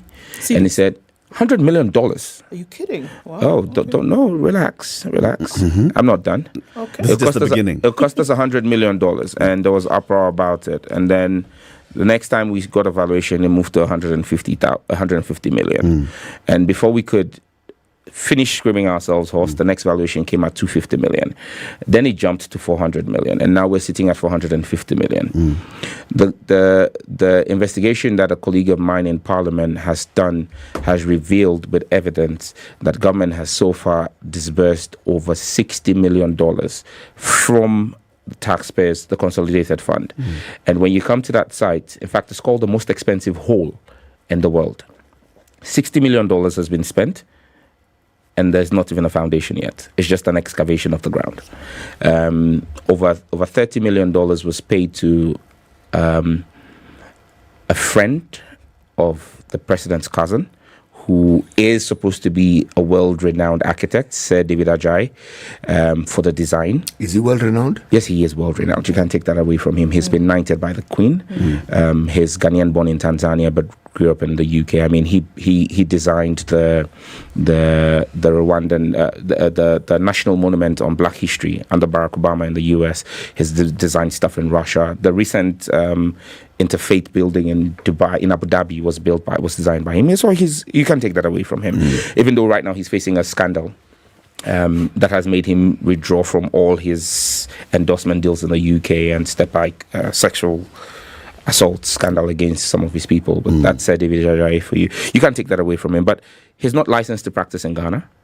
So first and foremost, he shouldn't have won that contract. And he didn't just win that contract. He won 11 vanity projects at the same time. And he was just paid up front. Now, what even freaks us out most is just 3 days ago, someone drew the whole attention of Ghana to it. And we didn't even understand how we had missed it. He was paid $23 million for the design. Now, if you take the design of that cathedral and you look at the Dulles Airport, it's a replica. In Dallas. Allah. Yes. So he basically just took that airport's design, reworked it, and handed it over to us, and we paid him $23 million up front. Did he design that at that airport? No, please.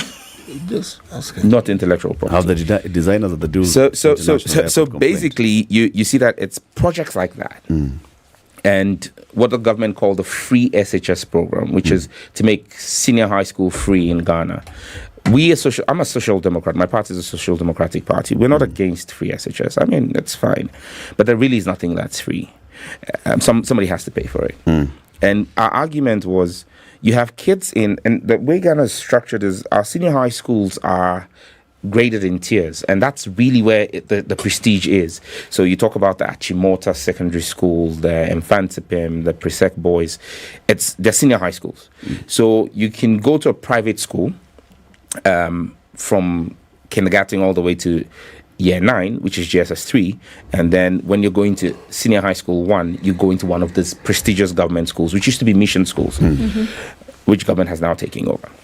Now, our argument was the people whose kids have attended international schools, and they pay. There's some schools in Ghana that charge $10,000 a month, a term, and parents pay that. You want your kids to have a good education. And I pay that for my kid all the way from kindergarten to GSS 3. And then as soon as he gets into a government school, one of these government schools, senior high schools, where the fees and everything put together is less than $1,000, all of a sudden you say I'm too poor to pay it. It makes no sense. You want a bursary. Makes no sense. So you cannot make free SHS free for everybody. It must be targeted. And that's what my government did in 2015, 2016. We started the free SHS by identifying, because already Ghana has a program where we have a list of the poorest people. We call it a Livelihood Empowerment Against Poverty program, LEAP, where every quarter they get cash grants. So you already have a targeted program that has identified the poorest of the poor. So if a kid from that household or a household like that is going to school, you can make it free for that kid and let other kids in that school whose parents can afford it pay for it. And then you could even increase those fees and let my child, let's say the fees of 2 kids that are paying will take care of a third child who cannot pay. That's actually how you run a social intervention program. But no, the president wanted to score political points. And so free for everybody. They took off the entrance exams. So right now, even if you had a chain entrance exams, the qualifications that will take you into senior high school. So right now, if you had a chain of Fs in Form 3, in GSS 3, you just go in, because he wanted to campaign and say, I've increased enrollment and everybody's free. And now you're having a problem in our universities. The children who can't even spell their names in our universities. Lecturers are complaining about the standard of students who are in there. Someone writes a 300-word essay without a comma or a full stop in there. That again is a problem that it's being created, because free SHS is costing us about 1.5 billion Ghana cedis a year. Now, apart from all of that, there's just the pure graft, pure theft, and pure corruption. It just doesn't make sense, because you can see every day there's one scandal after the other of government individuals in government who are just siphoning money. So when you have all of that happening, and your tax revenue measures, which are supposed to fund all of this expenditure, all of this vain expenditure, is not up to scratch and it's not happening. What happens is you borrow. You have to borrow. Now, if you look at Ghana, I don't know what's happening in this part of Africa and in Kenya, but at a point before, under this government, last year, Ghana was doing 15.6% of GDP in tax revenues. So basically, when you look at the size of our GDP, what our tax revenues are locally is about 15.6% of our tax revenues. All our neighbors, including smaller economies like Togo, like Benin Republic, are all doing an average 22% of GDP. So we're doing almost 7% less in terms of tax revenues. But our expenditures are way over the top. So then you're investing in these projects that you cannot afford, but because you want to score political points, you're pushing to do them. So you have to do one thing: you have to borrow. And so you borrow yourself into a ditch, which is what Ghana has done. Now, let's take a break, and then now you tell us now that we've gotten into the debt issue. You'll tell us how they borrowed, how it was used, and how did you get to a point where you actually had to formally declare a default. Sure. In November, because that's a watershed moment in November 2022, when Ghana now said, you know what, We can't. Can't pay. Won't pay. 25 minutes to 8. Our guest this morning is the Honorable Sam Nate George. He's a Member of Parliament for Ningo Pram constituency in the Greater Accra region of Ghana. He's here to tell us about Ghana's economic situation and the lessons that we can take from what Ghana has gone through and how we can apply them in this country. Yes? Yeah. So as we take this break, remember, make a child smile today just by walking into Naivas supermarket, buying a tube of Colgate. For every tube of Colgate that you buy, what happens? Some of that goes towards making sure that 30 more water wells are sunk around the country and 150,000 people then get access to much needed water for drinking, for cooking and sanitary use. This is the Situation Room, the only way to start your day.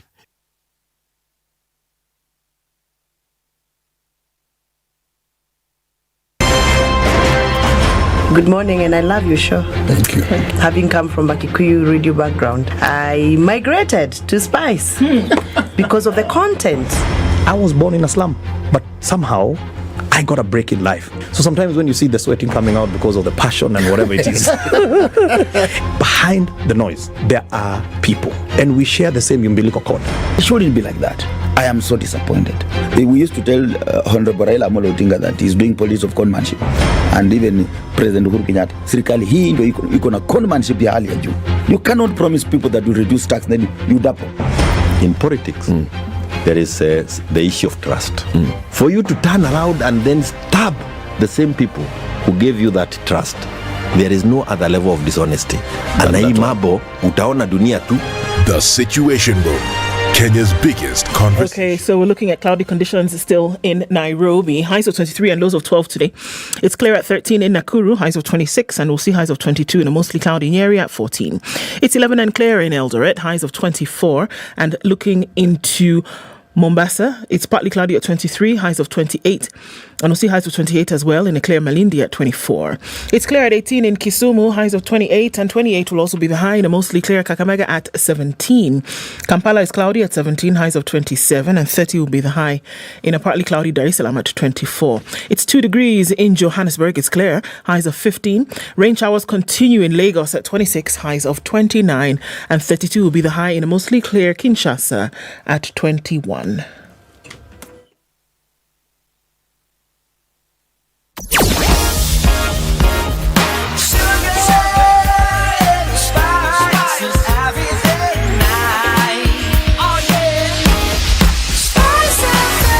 Spice up your life.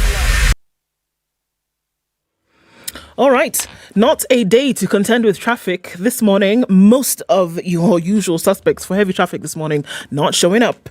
On the Thika Superhighway, no traffic whatsoever. You'll get in and out really quickly. Coming out of Westlands, nothing at all either. Jogo Road coming in, things are at a standstill in the terms of nothing moving, nothing happening, nothing in terms of traffic. So folks are not having a problem with that at all. Very quiet streets is what we are seeing this morning. We'll keep an eye on things and see how they open up later. Let's talk on Spice FM KE on Twitter.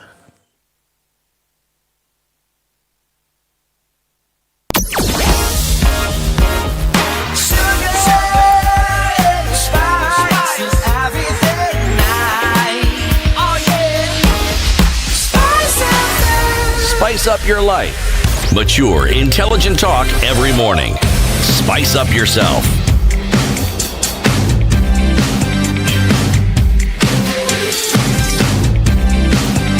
Mornings done right. 94.4 Spice. 20 minutes to 8. The conversation continues. The Honorable Sam Nate George, Member of Parliament for Ningo Pram constituency in the Greater Accra region of Ghana, is our guest today.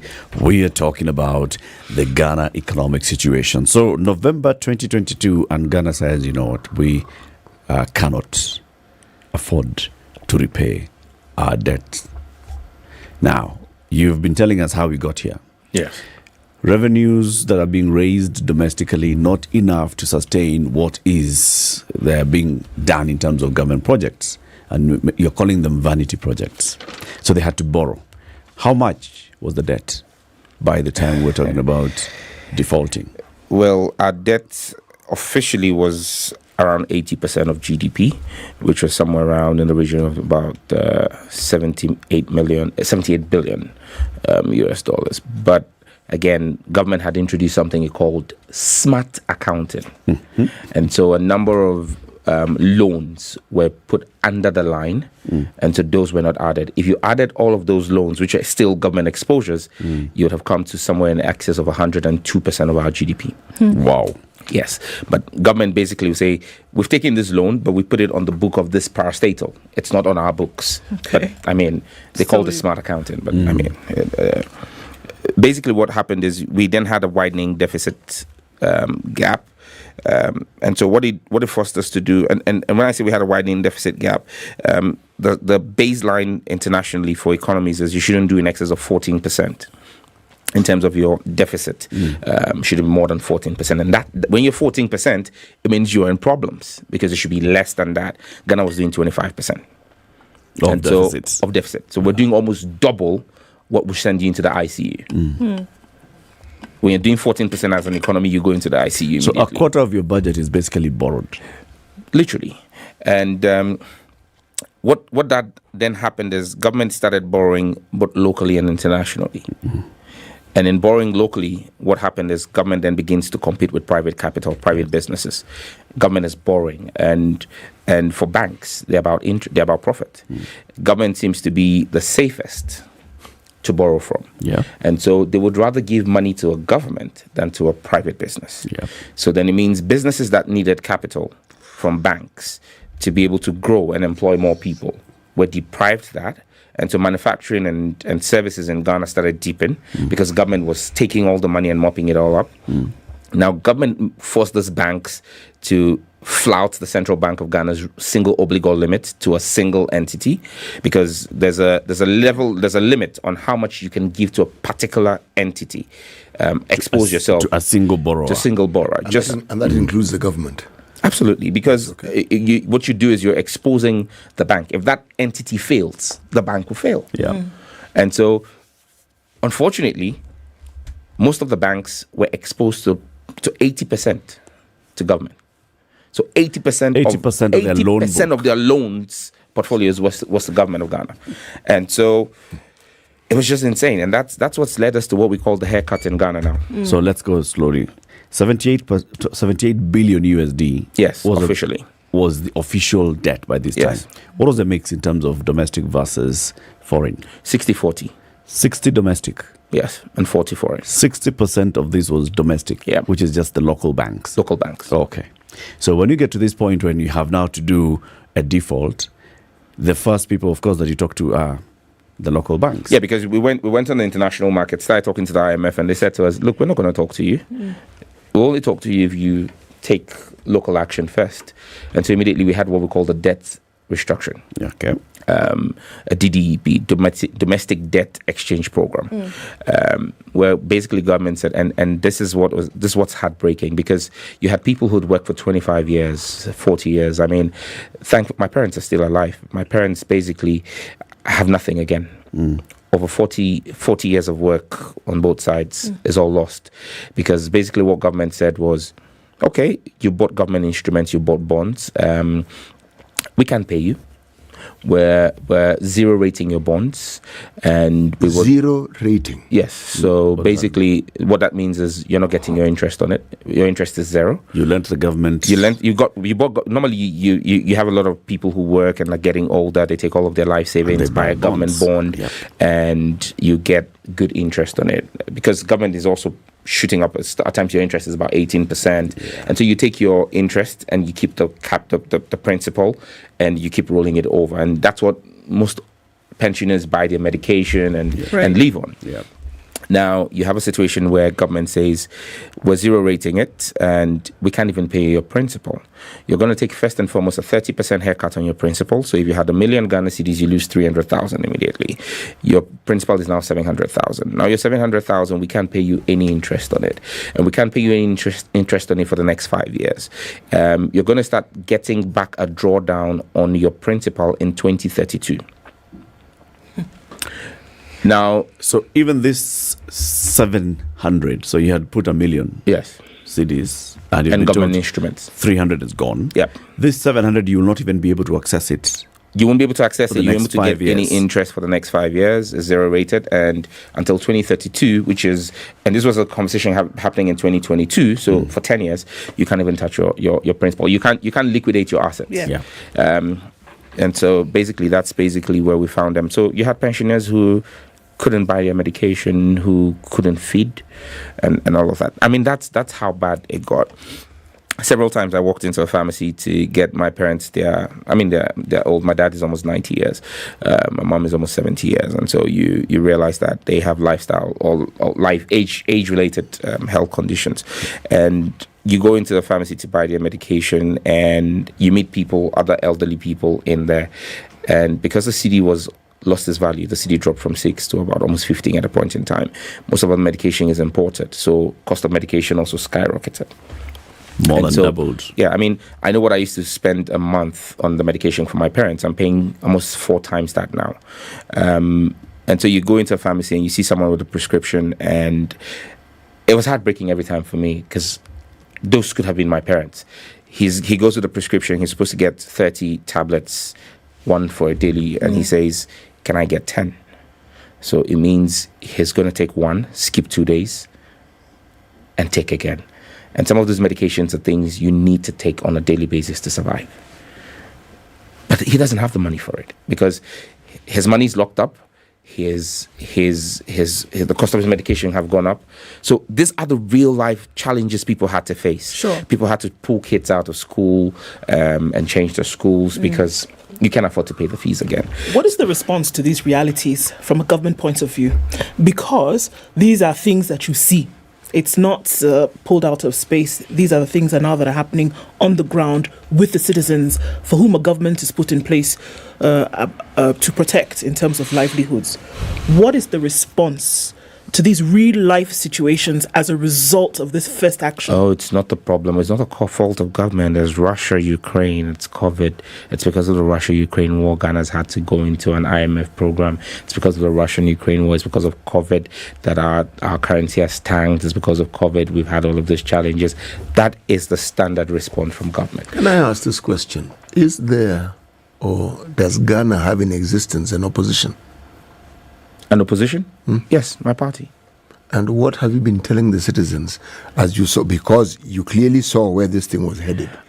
And that's why everybody thinks that our next elections in 2024 are very critical, because most of the things that we were saying, we have a very interesting mix in Ghana where a large part of our media is owned by individuals who are aligned to the current government. Were they always aligned to the government?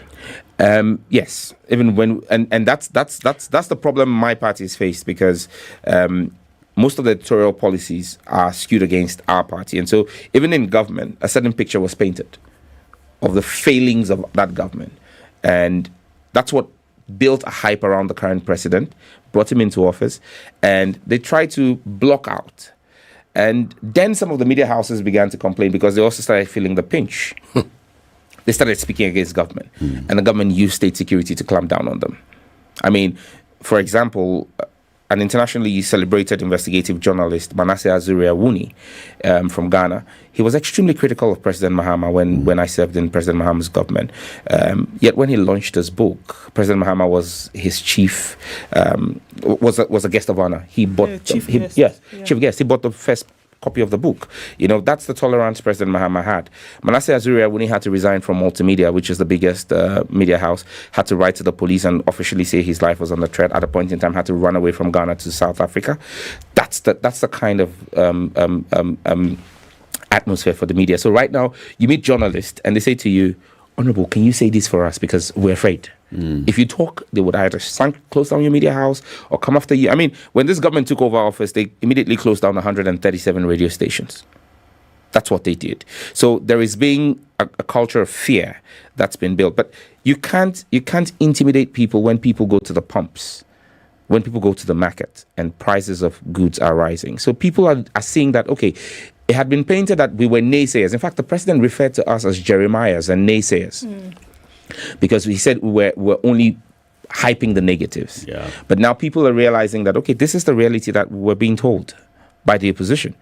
Okay, and so everybody's just biding their time. Ghana, I wish Ghana had a culture of demonstrations. It's really not a big thing in Ghana. You get 1 or 2 big demonstrations once in 3-4 years. It's not. We're unable to sustain demonstrations in Ghana. People say we'll demonstrate at the ballot box. Okay, and the telltale signs were there because in 2016 my government lost the elections by almost 1 million votes. We were decimated in parliament. We had 106 seats. The government had 169 seats.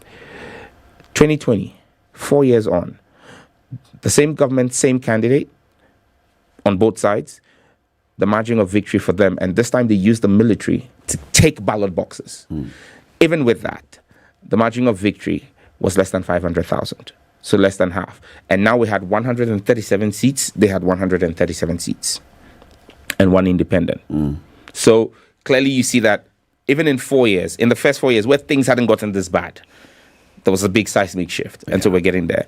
Now, one of the key lessons you must learn in Kenya, which Ghana we kept saying, is that tourism is, especially because you're a tourist nation, tourism is not about human beings only. Tourism is also about money. And so when you see a huge influx of foreign currency into your economy, either by way of, in quotes, investments or borrowing by government, be minded that that cash is a tourist. Tourists don't remain in your country. They come and go. They come and go. So in 2019, 2020, when we're sounding the warning bells, our finance minister will come to parliament and literally insult everybody and say to us that we're liars because he went on the euro market to borrow 3 billion. He did a euro bond of 3 billion and he had offers of 30 billion. Yeah. Oversubscription. Oversubscription because of how robust Ghana's economy is. The fundamentals are good. Now, you know, it's interesting because people forget that in 2019, there was a meltdown in the rest of the world and they were offering 0% interest, 0.1. Maximum you get was 3%. And Ghana was going and offering 11%. So investors would chase you with the money. Yeah. It's good returns. They won't put their money in the US. They won't put their money in European economies because you're offering them 11%. So you come back home and our finance minister will finish and come home and have a kenke party. There'll be a party of food and drinks and they'll thank God that we were oversubscribed. Now it's dollars that came in and they will misuse those dollars. And after they've done that, now the tourist dollars need to go back home because now America has raised is interest rates. Yep. And so that's more attractive now. And so the tourists come and say, can we get our money? We're going back. Now, you don't print dollars in Ghana. You don't print dollars here in Kenya. So you now have to find a dollar. Now, don't forget that because government was borrowing on the local market and borrowing a lot of cedis, to make it attractive for the banks, government raised the base rate. Now, when you need to create, you need to get the dollars back. You only have cedis. Now you don't even have enough cedis in your central bank. So what does government do? The government of Ghana just tells the Bank of Ghana, print money. So they print money. Yeah. When they print money means there's more cedis, more liquidity in the system. Yeah. Now, when you have so much cedis chasing very few dollars, basic economics, demand and supply. Yep. The dollar begins to rise. Now, anybody who's gotten part of this loose liquidity in the system bears in mind that, look, the cedi is no longer a safe store of economic value. So everybody, including the market woman, is looking to buy dollars. The dollar. And so there's a mad rush for dollars, government having to repatriate dollars, ordinary citizens looking to store value in a foreign instrument. Yeah. And so then what you then see is the dollar begins to rise. So instead of government being prudent and cutting expenditure and cutting its quote according to its size, it just asks the central bank to print more money. You print more money, it pushes up liquidity. Now, at a point in time, you realize excess liquidity shoots up your inflation. That's why inflation moved from 9% to 52%. Because there's just too much money in the system. So what do you do to mop up inflation? What's the number one principal tool in the hands of central banks? you raise the base rate. Base rate goes up. And when you raise the base rate, what happens? Government is still borrowing locally. So government has raised the base rate because it wants to mop up liquidity, but government is still going back to that same bank, those same commercial banks to borrow. So now government is borrowing at a higher rate because it has raised the base rate. So at first government was borrowing at 18%, but you've raised the base rate now to 28% to mop up liquidity. So you're going to borrow, the banks are going to borrow to you at 32% now. So you're cutting your nose to spite your face. And so what Kenya needs to understand is that, look, when you see money, it's foreign currency, it's a tourist, it will go back. And so you need to be careful how you run after these dollars because they're not yours. They will go back. Something will happen. Absolutely. The creditor will come calling. Right now, Sam, your parliament is evenly balanced, the opposition and government. Yeah. What is the opposition doing to make sure that you rein in this situation? Well, we have a fine balance in Ghana. It's 137, but we have 275 members. So there's an independent member who used to be a member of government and fell out with the president, ran independent, won, but he's decided he's going to do business with government again. So you always have that situation where when there's a head count or there's a vote, it ends up being 138, 137. He gives them the number. He always gives them that one additional number that they have. But what we're doing is for example, yesterday Parliament couldn't sit because government is literally trying to prosecute a number of our members on trumped up charges. And so we've said, including the minority leader, and so we've said to them, okay, any day you take any of our members to court, all 137 NDC MPs will not be in Parliament. We're going to court in solidarity with our colleagues.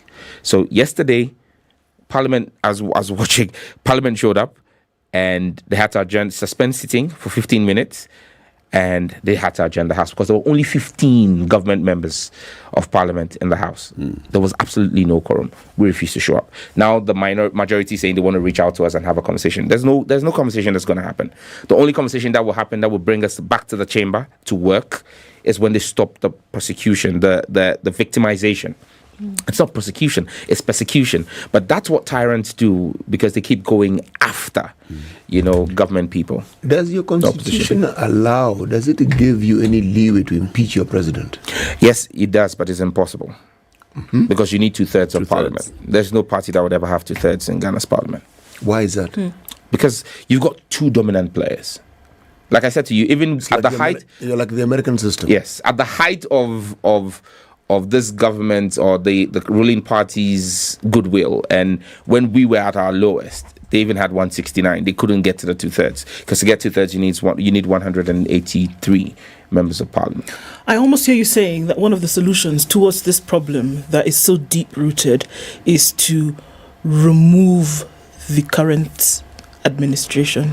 Well, even the World Bank says and the IMF says that Ghana will need 10 straight years of 100% effective management, 100%, 0% budget deficit, 10 straight years to fix the mess that has been created by this government. There's a concept. So the next, even hopefully when we come to government in 2025, we have 4 years. We can't fix the whole mess. It's impossible because it's systemic. Look, the public service has been over-bloated. You had state institutions where we had one chief executive who ran the institution. These guys have come called something job for the boys. And they apart from the one chief executive, they create 4 deputy chief executives. So for every position that existed in the civil service, they create 4 deputies and just pumping the people in there. And they're paying them huge salaries. Ministries where we had one minister. Are we talking about Ghana? Ghana in West Africa. Yes, you have a similar situation here. The question I want to leave Kenya peacefully. Please, I'm talking about Ghana. It's all about Ghana. We thank you very much for joining us. I'm sure you've met a member of parliament in Kenya, a senator called Okoh. If you haven't, you should. Okay. He's also raising the same issues about our current debt situation. And he's saying that we need to also audit the debts that we have. The next conversation that we're going to have is with a businessman who wanted to be president in the last election. He's joining us. His name is Jimmy Wenjeke. He's also been raising issues about debt and especially domestic debt. That's what we'll be discussing in the next hour. Thank you very much, George. The pleasure's mine. Thank you so much.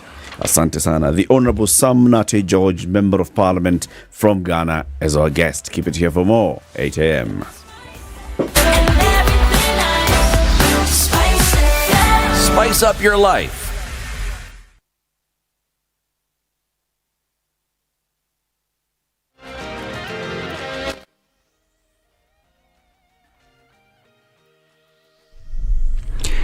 Good morning, this is Newswire. I'm Dennis Aseto.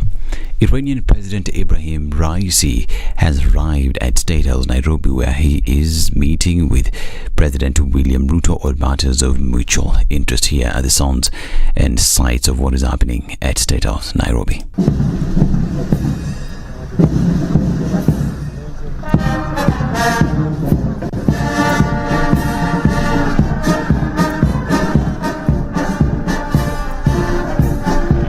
Raisi is embarking on a 3-day visit to Africa and will visit Uganda and Zimbabwe. According to IRNA, this will be the first visit to Africa by an Iranian president in 11 years and is part of the government's inclusive foreign policy. Iran's foreign ministry spokesperson Nasser Kanani described the trip as a new turning point which could bolster economic and trade ties with African nations. Raisi was said to arrive in the country yesterday, but the meeting was rescheduled to today in what the Foreign Affairs Ministry said was to allow for the finalization of key MOUs central to the furtherance of relations. Iran's foreign ministry spokesperson Nasser Kanani described the trip as a new turning point. Now, exhumation of bodies from Shakahola forest continue today, with the number expected to go even higher after 10 bodies were exhumed yesterday, raising the death toll to 360. This, as Interior Cabinet Secretary Kithure Kindiki told the Senate Under Committee investigating the matter, that all officers who slept on the job as Paul Mackenzie's followers were starved to death will face the full force of the law. Kindiki also said that some officials in the judiciary will be held accountable. And so in terms of accountability, and so that we don't criminalize every police officer, you criminalize everybody, the way we do it Kenyan style, everybody is bad. The committee must also look at ways of pinpointing specific lapses and exonerating public officials, security agency officers who did their work in the circumstances. I believe the National Police Service, not the entire service, but some officers will have a case to answer, and other organs of security. I believe even the judiciary, some officials will have a case to answer. Now, Austin Jubilee Secretary General Jeremiah Kioni now says that he will move to the High Court to appeal the decision by the political parties disputes tribunal that upheld his removal from office, while terming the ruling as faulty. Kioni further accused President William Ruto of orchestrating a coup in the party. This as Jubilee Party's faction affiliated with President William Ruto's Kenya Kwanza Alliance has set August 7th, 2023 as the date for its National Delegates Convention at the Bomas of Kenya. In a notice to party members, Kanini Kega, the acting Secretary General, revealed that the convention's primary focus would be the election of new officials. The other agenda for the NDC encompasses various matters, including the examination of audited statements of accounts for the year, the review, formulation and approval of party's policies and regulations, and the consideration of proposed changes to the party, which will be amended, reviewed and ratified as necessary. Now, the Ethics and Anti-Corruption Commission has summoned Kitui East Member of Parliament Nimrod Mbai, who was caught on camera slapping a Kenya Power engineer. Speaking at the commemoration of the African Anti-Corruption Day at the Nairobi University, EACC CEO Twalib Mbarak blamed the public for electing leaders with questionable integrity issues. 70% of Kenyans are below 35 years. But if you believe that the right way is to vote a leader, when Kenya Power goes to disconnect electricity, he chases them with a gun, then the problem is not that person, the problem is you. We are the ones who vote in some very funny characters, and then we make noise. Most of those governors who serve 2 terms have many issues with EACC. But if you look at how they came in, the society loved them because they were quasi-crooks. We loved them. We glorified them. We brought them to power. Judge Emeritus Aaron Ringero, in his part, said the fight against corruption in the country requires concerted efforts, calling on members of the public to take the lead role. All public officials should be subjected to periodical integrity vetting to determine their suitability to continue serving. I am saddened to note that there are currently 2 bills proposed in the National Assembly, which will, if enacted into law, weaken an already fragile legal framework. The two bills seek to repeal critical provisions of the Anti-Corruption and Economic Crimes Act 2003. By made headlines last week after he was captured in a now viral video hurling insults at Kenya Power officers before repeatedly slapping one of them during the incident which took place Monday. By likewise reached for and attempted to draw his gun during his fit of rage. I'm Dennis Aseto. Good morning.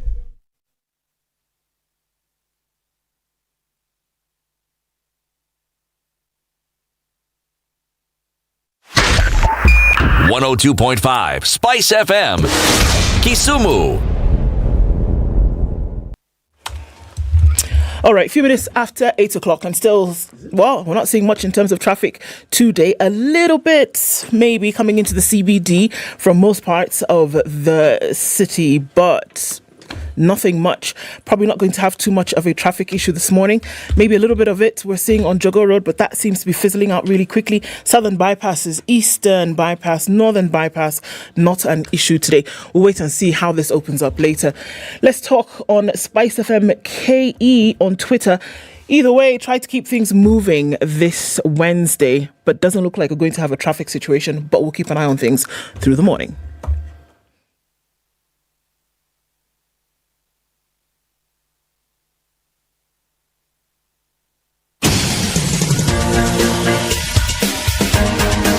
This is The Situation Room, the home of hard-hitting political commentary and penetrating insights about the state of the nation. This is a talk radio experience like no other. The Situation Room, a place for hard truths, debates, and elevated conversations. The Situation Room, witty, political, engaging, deep, controversial. In the room, we have C.T. Muga, researcher, academic, seasoned political observer, a fountain of wisdom in these politically uncertain times. Ndu Okoh, Nigerian by birth, Kenyan by choice, communications expert, Pan-Africanist, a truth seeker and believer in people power, and Eric Latiff, agent provocateur, the man in the chair, seasoned journalist, news hound, a man who believes in punching up, not down. This is The Situation Room. Start of Kenya's biggest conversation. This is The Situation Room on Spice FM, KTN Home, on YouTube and on Facebook. Reminding you to put a smile on a child's face, because all Colgate is asking you to do is walk into Naivas, buy Colgate, and part of that money will go to sinking one of 30 water wells that will benefit 150,000 people in some areas that have been identified by Colgate and their partners where they have some acute shortage of water. Now imagine if you actually just sink a water well near a school community. So first of all, you're sorting out the children and the teachers and the school and then the neighboring community in terms of accessing water. Big thing, isn't it? Indeed. Absolutely changing lives 100%, whereby children would be out of school, children had to wake up early in the morning to go fetch water, parents depended on them to do this. And you say, look, if there's water in the vicinity, then you can put children back in school, you can put parents back towards a livelihood, and you have your health then increased. So that small action has multiple effects. Jimmy Wanjege, good morning. Good morning, Eric. It's good to be back. I'm very happy to be here among my very good friends, Du and CT. Today you're in a jacket. You know, I knew you'd comment about this. And that's why I wore it, by the way. Just so that I look different today. That's a good one. Yeah? Asante sana. I like the blazer. Jacket. Look at the shirt. I like the blazer. I like the shirt as well. Oh, we must brighten up, CT. I'm following your model here. I tell you. Hey. What's insignia on the jacket? That's a story for another day. It's a long story, but it's a story for another day. It's very major. It looks major. Yes. And then you've come with a truckload of documents. You know, today I want to make sure that we leave no doubt you've understood where we are and why we are here. No doubt at all. Okay. Nimekuja na vitabu nyingi sana. And you know CT is the best reader here. You brought affidavits. Affidavits na kila kitu ziko hapa.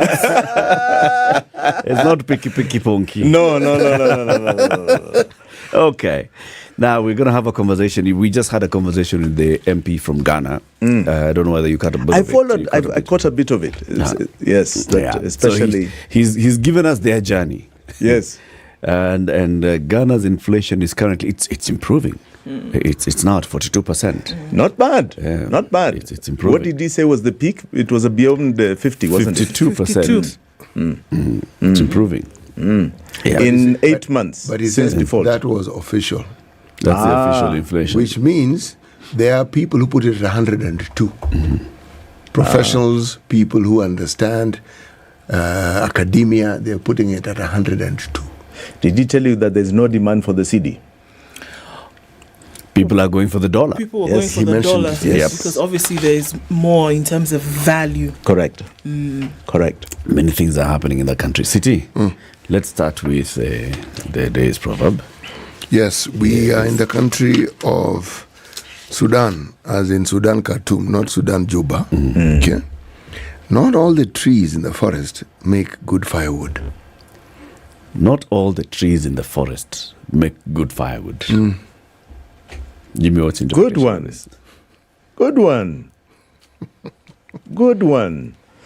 I think that is a very clear description of what you see is not what you get. What you see is not what you get.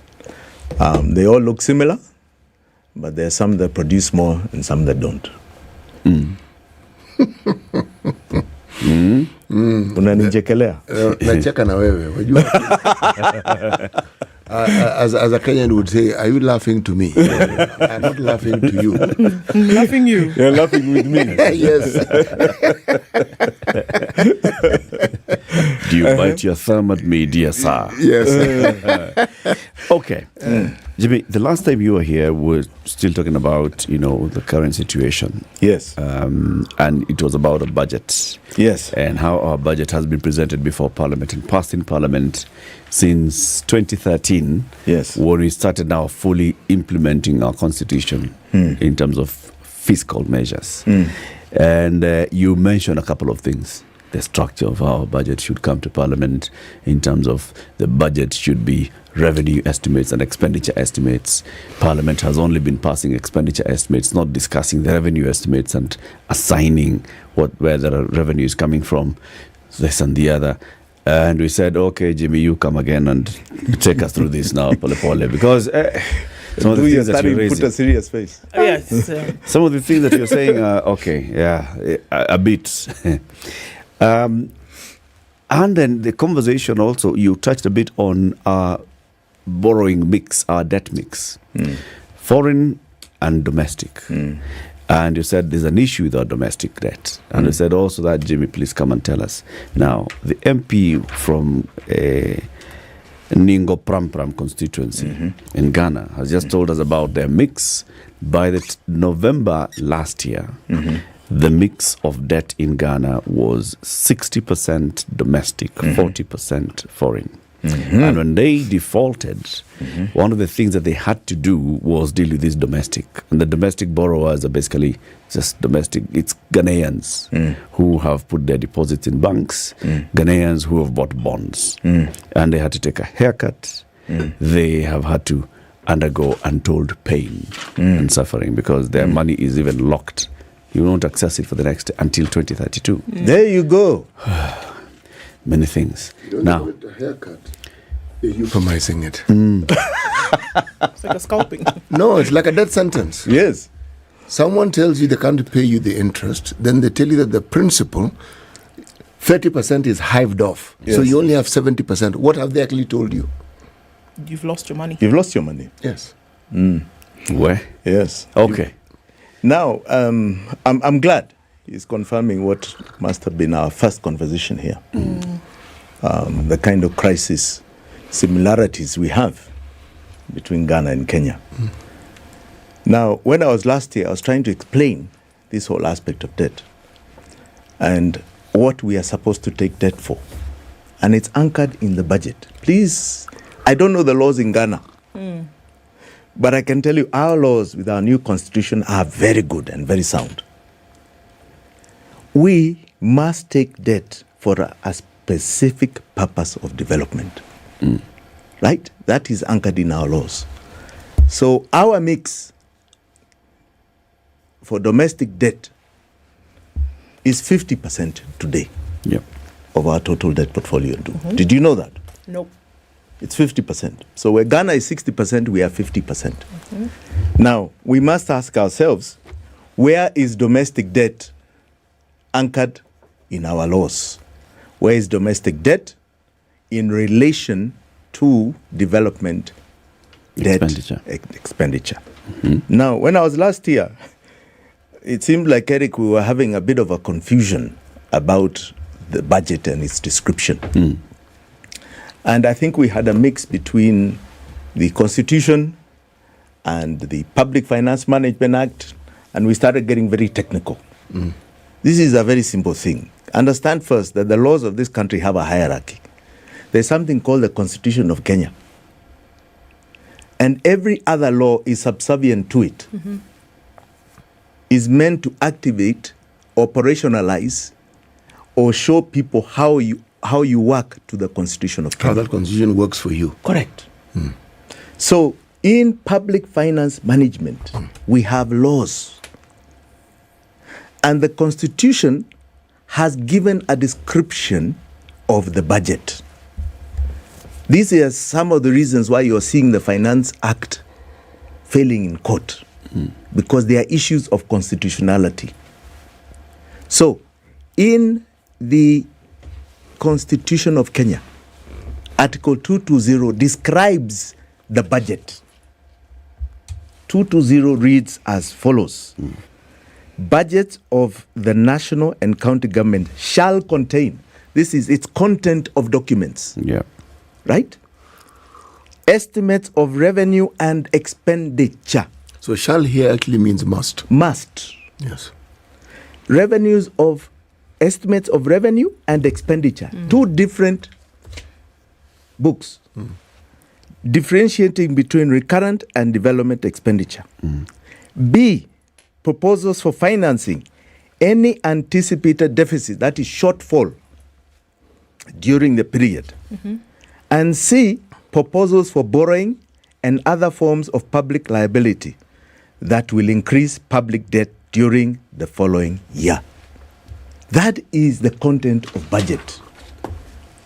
So now you go to PFM, Public Finance Management Act. All right? When you go to Public Finance Management Act, you go to 37.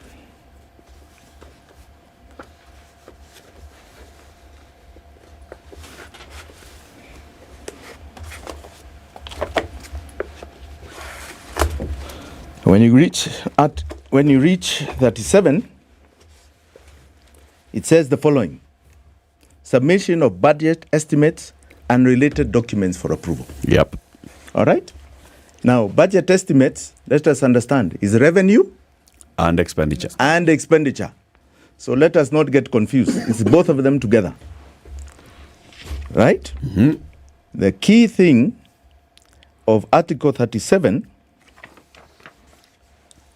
is 37.9, which says the following: upon approval of the budget estimates by the National Assembly, the Cabinet Secretary shall prepare and submit an appropriation bill for the approved estimates to the National Assembly.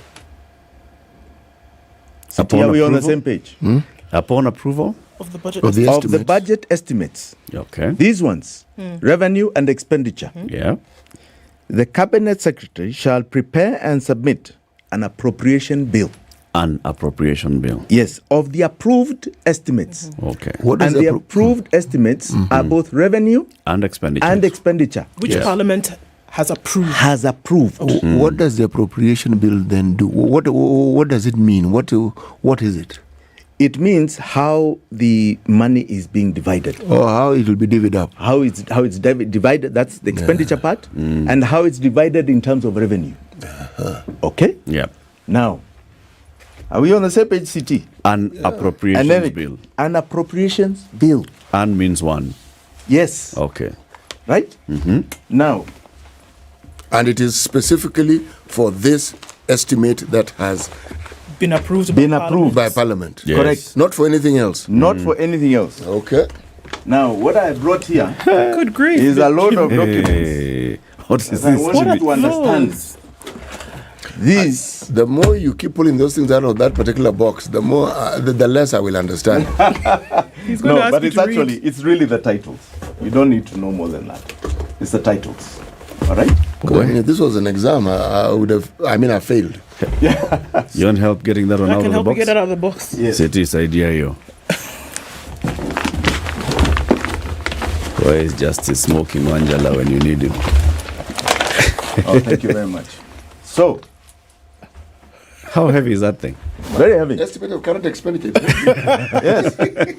So now you have what you call recurrent expenditure, and their volumes, and you have development. You can see development expenditure, estimates. Then you have this, which nobody ever sees. Let me ask, just before we go on, all of this documentation, this is documentation that it is in the public arena. Yes. You can get it from somewhere. Yes, we right? got it from the public arena. Okay. These are all from Parliament. Okay. Right? But on websites, you'll also get it. Sure. Right? Are we on the same page? Yes. Right. So these are expenditure estimates, and these are revenue estimates. Right? Divided both in recurrent and development. Okay. Okay? Now, because nobody has ever seen this. What do you mean nobody What has do you ever mean seen? Where have you Nobody's seen ever this? seen Have you ever discussed revenue estimates? Estimates of revenue, grants and loans of the government of Kenya for the year ending 30th June 2024. Jimmy, you're asking us if we have come across something. It has a big stamp of the National Assembly. Yes. Which means it's a document that's been presented and received by the National Assembly. But nobody talks about it. You What talk do you mean about nobody expenditure. Nobody ever talks about revenue estimates. That is the most interesting thing. And I'll tell you why. Who's nobody? It's gone to Parliament. Even yourselves don't. Even yourselves, you don't. Well, yeah. Everyone talks about expenditure, where money is going in the budget. So when it goes to Parliament, where does it And go? then after that, you start coming about, how are they going to collect the revenue? So we worry about our taxes. That is not even part of the budget. That Actually, you're right, Jimmy. When we talk revenue, as we think KRA. Yes. Yes. Yes. And that's the Finance Act. It's very different from the budget. Okay, so what's that All document? right. What is now, that document? Now, this document very clearly articulates, as you can see, estimates of revenue, grants, and loans. Yes. And they're scheduled all here. What do you expect to get, for example, from border borders this year? Because if you're licensing border borders, you can say there's been an increase of border borders from 1 million to 2 million border borders. Based on, like, for example, how you they'll- registered them. Yeah, how you registered. Exactly. So Okay. you say we'll collect more revenue from them out of this particular measure. So you make an estimate. You make an estimate. Okay. All right? Yeah. This is what it's about. Yeah. Now, what happens, as you saw in section 37.9, these estimates, together with the expenditure estimates, are supposed to form part of the appropriation bill that is signed as the budget. Okay. Now, what happens here, and has been going on for the last 10 years, is that the appropriation bill, which becomes an act after passing Parliament, has nothing to do with expenditure, revenue estimates. Sorry, let me explain that again. Yes. The appropriation bill, which becomes an act after passing Parliament, has nowhere where the revenue estimates are inside it. Are you Remember saying this, that this it has Article been- 37. Yes. Upon approval of the budget estimates of the National Assembly, the Cabinet Secretary shall prepare and submit an appropriation bill of the approved estimates to the National Assembly. This is the Appropriation Act. that has just been signed. Yes. There's no revenue estimates here. And it should be according to... There's only expenditure, Mm. not revenue. According to Jimmy's interpretation. Not interpretation. Read it. It has no revenue. Okay. Is it possible that the revenue isn't titled revenue, but yes, but it's in here somewhere? Please. Can be called something else? Look at it. All that is expenditure. Which other document? All this is expenditure. Look at the table of contents. Jimmy. It's all expenditure. I think I get what you're saying. So what is happening prior to the appropriations bill being brought to Parliament is the two estimates. The two estimates and as those per the ones- Constitution. And those ones are usually presented to Parliament. Correct. Right? Correct. So the National Treasury presents the revenue estimates and the expenditure estimates to Parliament.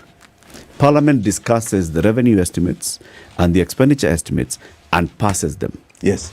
And then the appropriations bill is brought. Now, what has been the content of the appropriation bill so far is only expenditure. Correct. Okay. Does the PFM Act talk about any other document that comes as a bill to Parliament? No. Only one bill. Only one bill. I've read for you. So what is this? 37.9. What is this thing that we call the finance bill? The finance bill is an act to collect revenue, all right, as a measure to implement the budget. In other words, just like you can go and search for debt, you now go and look for the revenue through the Finance Act. It is not part of the budget. It's a revenue-raising measure. Is it mentioned as Finance Bill and Finance Act? It's in the Finance PFM Act is different. Does the Public Finance Management Act recognize this piece of legislation? The Finance Act, in fact, I have it here, is a different act altogether. Okay. It is not even part of PFM. It is a different act altogether. All right? It is tax-raising measures. Maybe I can ask a question differently. So understand it. It has got nothing to do with the budget. Okay. Why Other than supporting the budget in terms of revenue-raising measures. Can I ask the question differently then? Is there a place anywhere in any of this documentation, in any of the laws, in any of the acts that then says, because we've talked about appropriation, we've talked about revenue, all of which then form the budget, where does it then state that the Finance Act essentially is now what will catalyze how this budget will take effect? Where does it say that that is going to happen? Where does it say what? It's tax-raising measures. Sure. Where does it say now that the Finance Act essentially is what going to give you the power to then go and operationalize your budget? You get it from the estimates. Okay. What are your revenue targets in your estimates? Yes. So it says, as you saw it here, it very clearly articulates your estimates of revenues and grants. Yes. Those revenues are tax revenues, are grants, and they are loans. Okay. So once you have approved a target, because the anticipation of the framers of our Constitution and PFM was that these revenue estimates and expenditure estimates were going to balance. Yeah. So once you approved it, all right, you then go to the Finance Act, which gives you powers to collect taxation. You then go to your donors, your bilaterals, and so on and so forth. Gives you powers. There's also an External Loans Act that gives you powers to go and borrow externally. So External Loans Act is very similar to Finance Act. They are separate to the budget. They are measures that support the implementation of the budget. Of the budget. All right. So if the budget is wrong, has not been approved constitutionally, any other measure that supports it cannot work. Does that make sense? Yes. City, are we on the same page? If this has not been passed constitutionally, as per the demands of 220, then any other measure you're using to implement it is a measure in unconstitutionality, is illegal. And because we are saying we cannot see the revenue according to what you're saying here, The we cannot see appropriations the bill. appropriations in any of this here, that would then lead to the budget then as it is currently being unconstitutional. Correct. Okay, but I have to ask, if the revenue we speak of was in this bill, what purpose would it serve? What purpose does it serve? Yes. It's a target appropriation. All right? So it tells you where we are raising money. Now, what you're asking me, and I think I wish you had asked me in a different way, CT. Okay. The reverse way is this. Why do they not put it there? Well, that is definitely a good way of asking. Yes. Why do they not put it there? I think that would be easier. All Right? right, okay, Jimmy. And okay. I'll answer that question. Okay, Jimmy, why? I'll tell you. Because the art of fraud is concealment. In plain sight. In plain sight. There is a fraud that has been perpetuated here for a very long time. And the biggest one of those frauds is something called domestic debt. The loans for domestic debt. Now, I will take you to PFM again. Okay. Look for it. Let's take a break. What I want to hear as you come and take us through the PFM is pre-2010, how are we making our budgets? Actually, even after 2010, how was our 2011, 2012 budget? 2012, 2013 budget? What did it contain? And so that you can now show us the difference between that and the 2013, 2014 budget. Right? So we can see, okay, previously, this is how it was because the Constitution had laid it this way and the laws had laid it this way. Now, our Constitution came and shifted things, and this is how the new requirement, and this is how it should be. So that then we can see, okay, so since 2013, then it's possible that our Parliament and the National Treasury have been conducting an illegality, because that's the argument that I'm hearing you say. All right. It's 29 to 9. Jimmy Wanjege, businessman, is in the studio again today. We are talking about this topic, and it's about debt and the journey towards our debt, our public finance management. Many people keep asking very many questions, and we are seeing them on social media. We'll be taking them, and we'll be passing them on to Jimmy as well. There's a new show on Showmax, Jimmy. Which one? I know you're busy looking at all these documents, but sometimes take a break. Go to Showmax and watch Faithless. Is it Kenyan? Oh, ye of little faith. Yes. I must Basically, the principle of Faithless is chakuokota si chakuiba. Basically. I found it. That's basically it. Very Kenyan, therefore. Showmax.com. It's Faithless. It's the next original title from Showmax.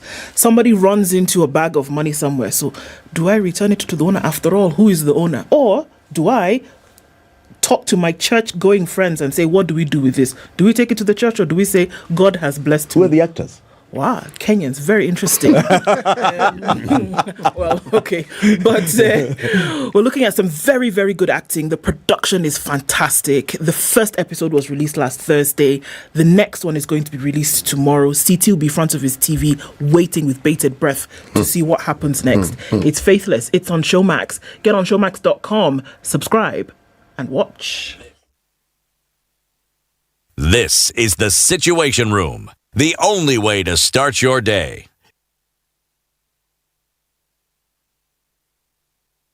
Three, two. Everybody, welcome to Kenya's biggest conversation. Heri Latifa, Muga, Madam Du, nimesalamia wote sana. Tumepokea salamu, asante sana. Hapa Garissa today the weather is very good, only that baridi inatupeleka mbio sana. Baridi ni degree ngapi hapa? Hata sijui, lakini madam tunakauka sana. If you want to follow the money trail, you've got to think like a thief to be able to catch that thief. A slap from a friend is better than a kiss from an enemy. You remember the kiss of Judas Iscariot? Iscariot. Yes. Is the one that imetuweka kwa hii mashida yote na mataabu kwa sababu of that kiss. Yet the slap of Jesus Christ, when he slapped those guys and walikuwa wanauza mboga ndani ya kanisa, took them to heaven. The Situation Room. Cloudy conditions at 15 in Nairobi, highs of 23 and lows of 12. It's sunny at 16 in Nakuru with highs of 26. We'll see lows of 12. 14 will be the low in a sunny Nyeri at 15 and highs of 22. And going to highs of 24, it's going to be sunny in Eldoret through most parts of today. It's sunny at 24 in Mombasa, highs of 28 and lows of 23. And at 26, Malindi is sunny with highs of 28. We'll see lows of 24. Sunny at 21 in Kisumu, highs of 28 and lows of 18. And Kakamega is sunny at 21 with highs of 28. We'll see lows of 15. Sunny in Kampala at 21, highs of 27 and lows of 17. And it's partly sunny in Dar es Salaam at 25, highs of 30 and lows of 22. Slightly warmer in Johannesburg now at 4, highs of 15 and lows of 3. Heavy rain now from a trickle in Lagos at 25, highs of 29. It's sunny at 20 in Kinshasa, highs of 32 and lows of 19.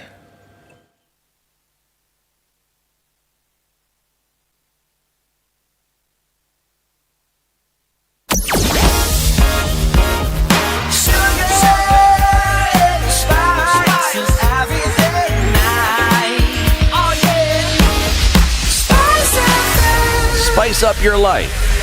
One of the things we don't have this morning is a traffic problem. Most parts of the city you'll be able to get in and out without an issue. Trickle of traffic on Jogo Road heading out towards the city, but you'll be able to get onto the Thika Superhighway and into town very quickly. Kiambu Road, no traffic. We're seeing the same thing coming in from Limuru Road. Ruaka in from Kitisuru as well. Nothing much happening here. Red Hill Link Road, not much in terms of traffic. Likely to be for most parts of today, just like that. Where are you? Gotten where you're going really quickly. And if you're thinking about making that last minute dash in and out of the city, you can do it because traffic is not a problem. We're going to keep an eye on things though, however. Let us know what's going on and let's talk on Spice FM KE on Twitter.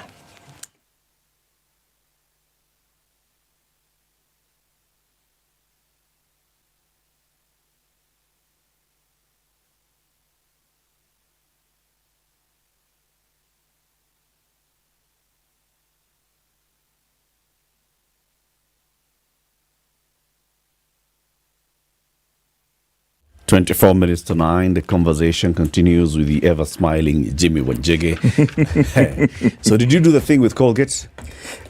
Which one was that? This is just going to Naivas and buying Colgate. I told you that's a very popular family brand. So we have no problem. We buy a lot of that. But we didn't do it with Naivas. At least I haven't seen the extras. Please remind them. I will remind them. Remind them. Yeah. Go to Naivas, buy the Colgate, and once you buy Colgate, you're basically helping to spread the smile. Yes. Yep.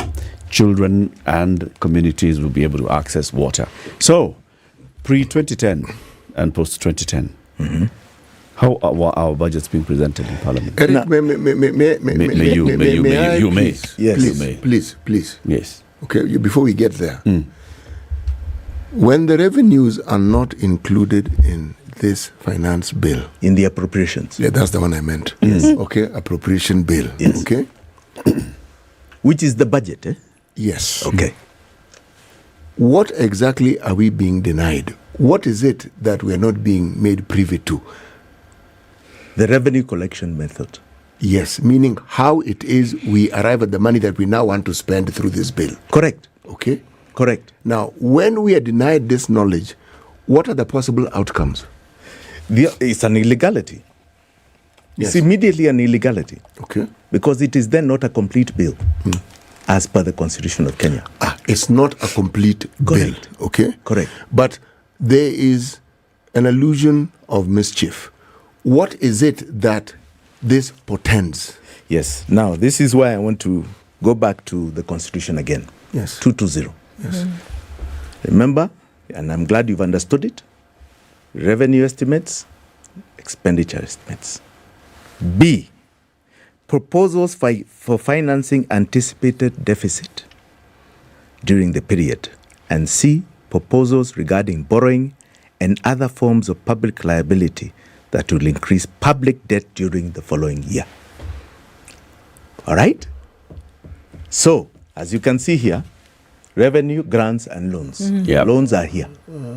Now, what does PFM tell us about loans? And we are going to subsidiary legislature. Article 15C says the following. Over the medium term, the national government's borrowings shall be used only for the purposes of financing development expenditure and not for recurrent expenditure. We can only borrow in the medium term, which is further described, a year and beyond, right? Beyond 1 year. For what? Development. We are very specific, right? Okay. Then I saw your CEO, the controller of budget here, and she talked about cash flow problems, cash flow management problems. Yes. It's also in Public Finance Management Act. And this is 15.3. For the purposes of subsection 2C, which is the one I mentioned about medium term, short-term borrowing shall be restricted to management of cash flow in the case of a bank overdraft facility and shall not exceed 5% of the most recent audited national revenue. Short-term, further described as within 1 year, and must not exceed 5% of the most recent audited national government revenue. Okay. Those revenues are viewed as tax revenue. Okay. So if I can just do if I can repeat that, Jimmy, so that you can tell me if I've said the right thing. Yes.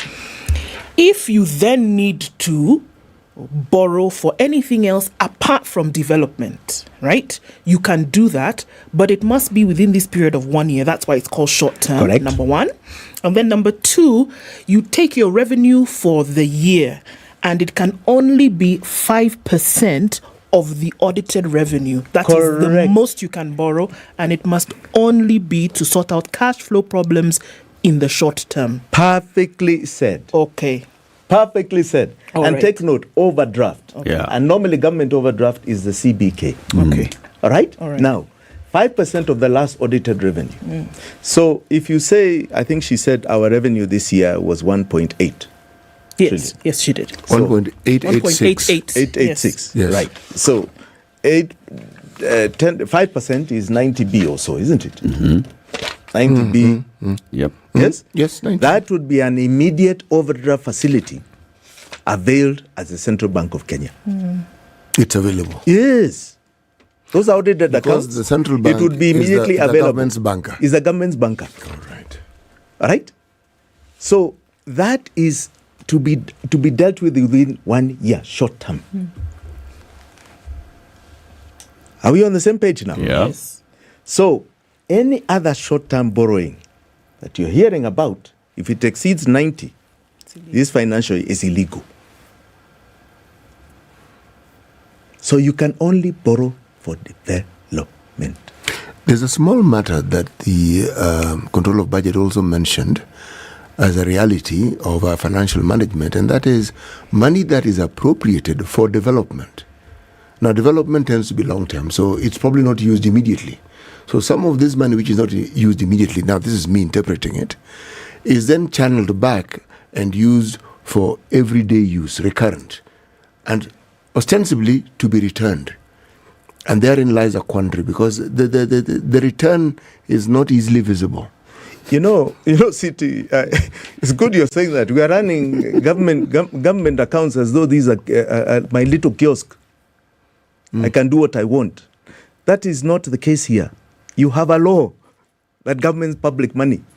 That's why many people, if they misappropriate it, they're in court for committing crimes. You have seen the law that governs cash flow problems. You can't dip from one account to another as though you're doing your own hesabu here. Husband and wife, I take from you, take from... No. The law is clear here. All right? If you have cash flow problems, you can only take so much, and it is available in an overdraft facility at CBK. But you cannot dip into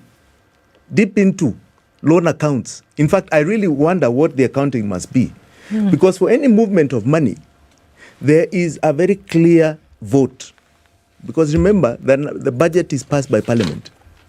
So Parliament creates what you call in the appropriations bill, vote heads, numbers.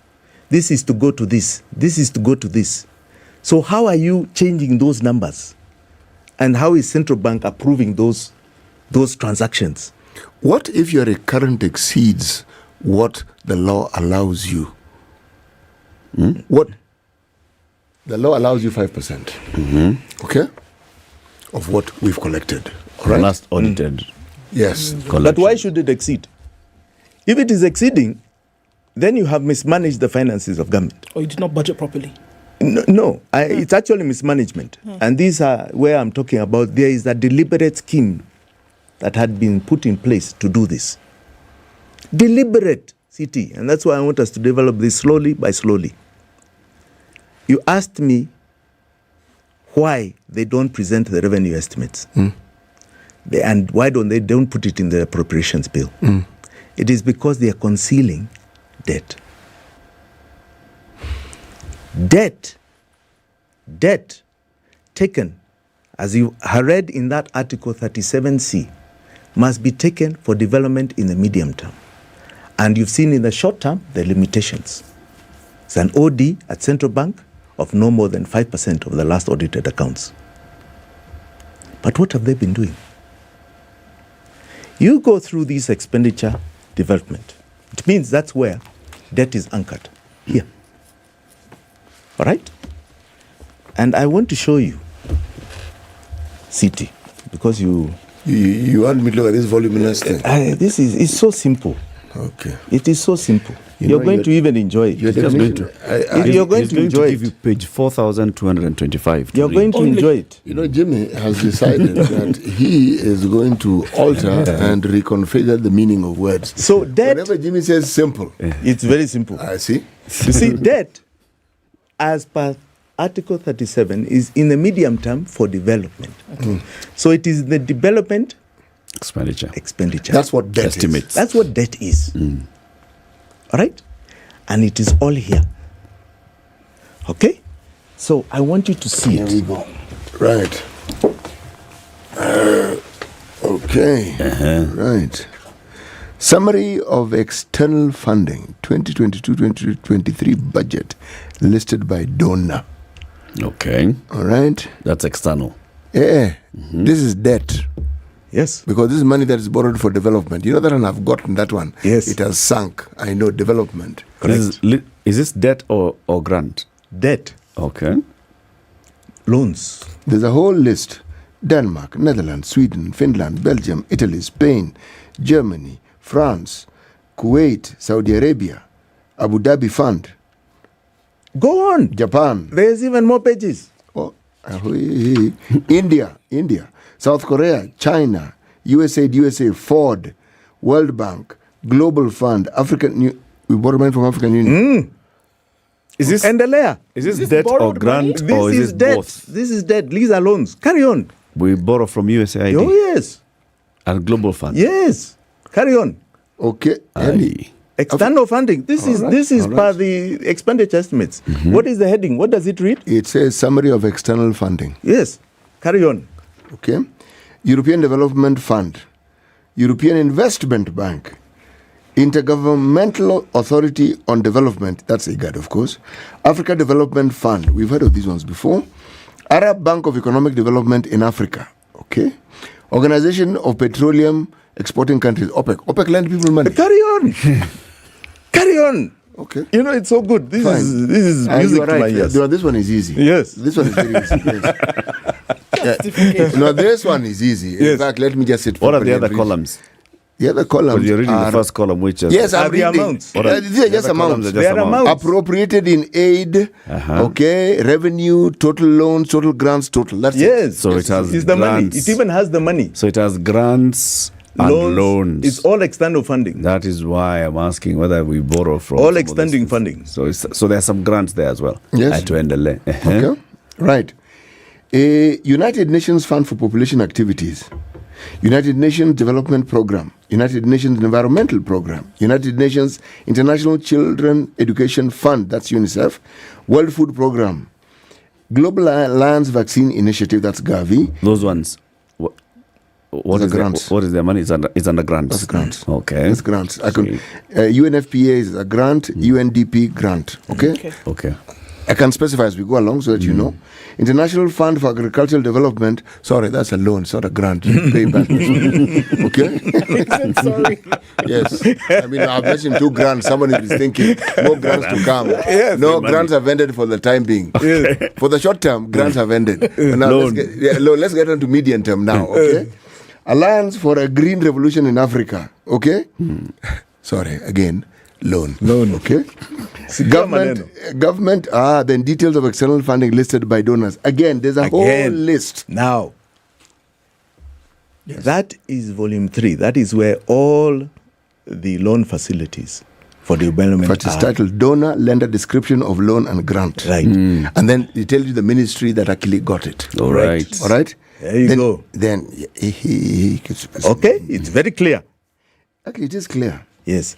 Now, I want to tell you that there is nowhere in these estimates where domestic borrowing has any title or is featured. That's true. Because it says foreign. There is nothing and no title called domestic debt funding. Essentially, summary of external funding. So you're saying there is nothing titled domestic funding. Yes. There's no document None that at has all. summary of domestic funding. Yes. What this tells you is that by the time they go to Parliament, they've already secured the funding for the projects that they're earmarked for development in the following year. They're not looking for it. It's already already been secured. Yes. There is nowhere where domestic funding is anchored in any development project. And yet, what we are considering our debt, 50% of it is from domestic borrowing. Correct. So what should we be seeing? Another volume like that shows us who has lent money. Locally. Eric Latiff bought an infrastructure bond, like that. No. It should be saying which infrastructure bond for what project. Okay. For what project? And the funding is from us. Are we also saying? Are we also saying that? Should our names be there? No, it wouldn't be. It would be saying domestic borrowing, infrastructure bond, so much. And then if you go to the backlist, then it will have a list of the people who have bought bonds. Okay. So you'd have bought through a broker, through the bank. It would have listed those. Okay. Now, if you want to go deeper than that, then you can get into accounts and you see Eric there.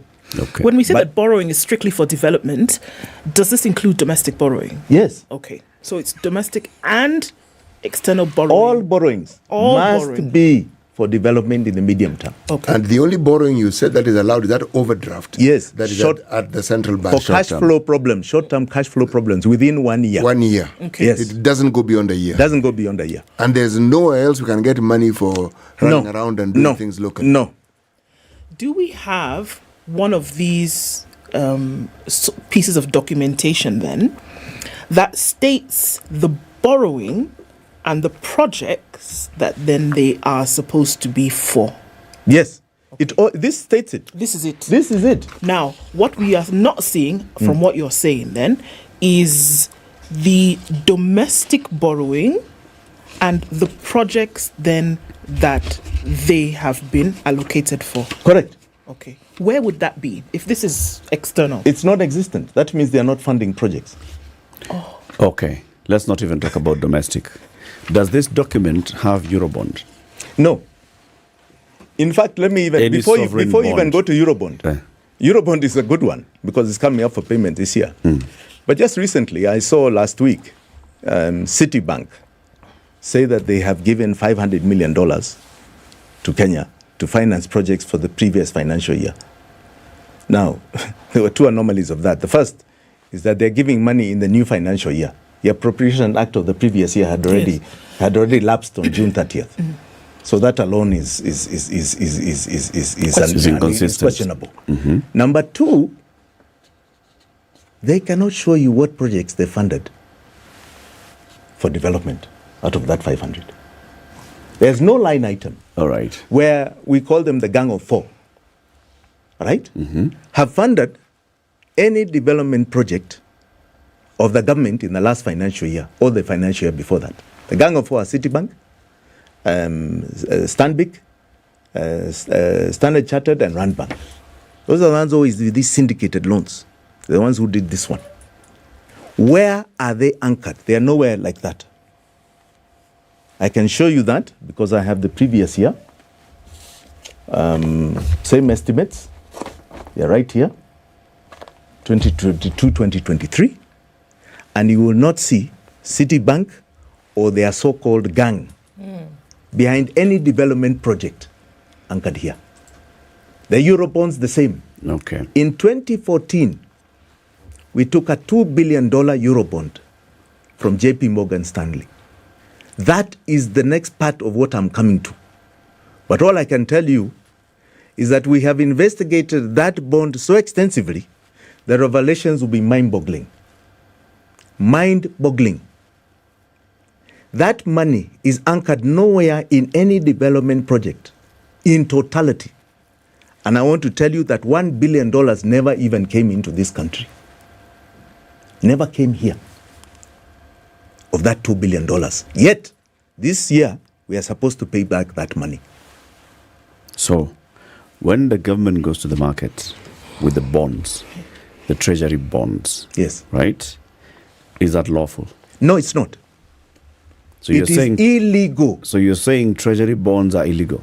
Are completely illegal. Never have been legal. According to our laws, they are illegal. And this is a big part of what I'm calling a conspiracy of fraud perpetuated by the treasury, blinding Parliament, and perpetuated by certain bondholders, bond purchasers, and even the banks in the Republic of Kenya. Kenya is not the only country that does domestic borrowing. But listen, Eric, we have our laws. So, here. no, I'm asking. Global, we have, yes, that's the whole scene. Global best practice. Yes. When governments go to the domestic market to borrow, what kind of law anchors that? Because you're saying our laws do not allow our government to borrow domestically. You see, that's what I'm hearing you say. There are two aspects. There are two aspects. Mm-hmm.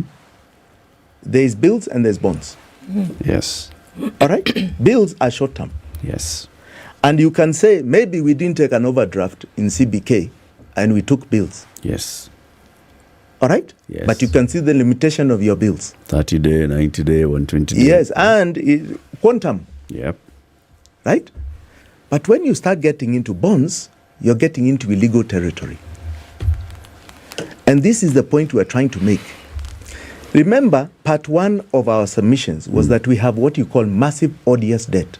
Debt we have not approved in our laws, debt we have not seen coming towards development, debt we don't know where it came from, that is strangling us to date. Okay.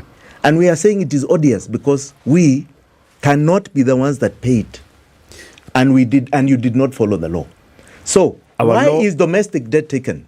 Our law domestic does debt not allow for domestic borrowing. No, where? It does, only for cash flow. Has it ever? Now, if allowed let me tell you, borrowing? no, I think you should put it another way. Our laws allow for borrowing. Okay. All right? And you can borrow domestically if you are assigning it to a project. Mm-hmm. All right?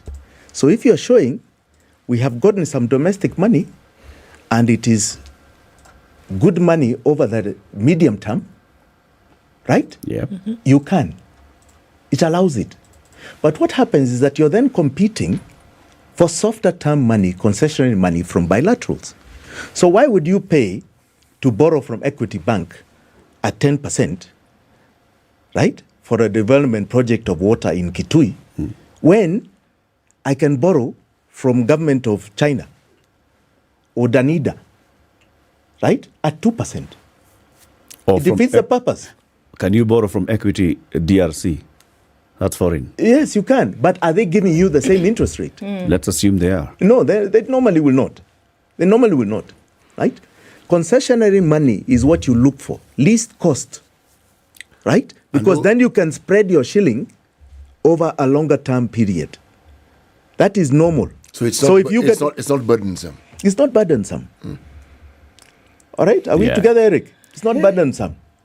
So there's no way domestic money can compete with external funding. That logic I get. Right. I'm So why then? illegalities. Why then? No, legality is very simple. Why are they taking the money Because this domestic debt of 5 trillion is nowhere in development. It is funded nothing over the last 10 years. We're coming to the hour. Yes. But in the next hour, I've been looking through this document and it explains what Jim is saying in great clarity. It's actually, you can actually see the document. Yes, the documentation explains to you clearly. Money was given by so and so. And you break it down to the ministries, and then the ministries break it down as to what they're going to use it for. Yes. So the question becomes, did they actually use it for that which they said they were going to? But City, bonds are not new in this country.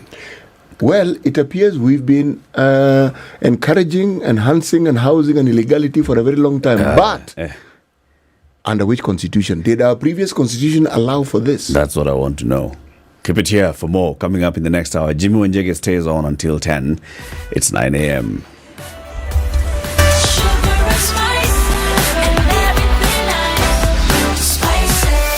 Spice up your life.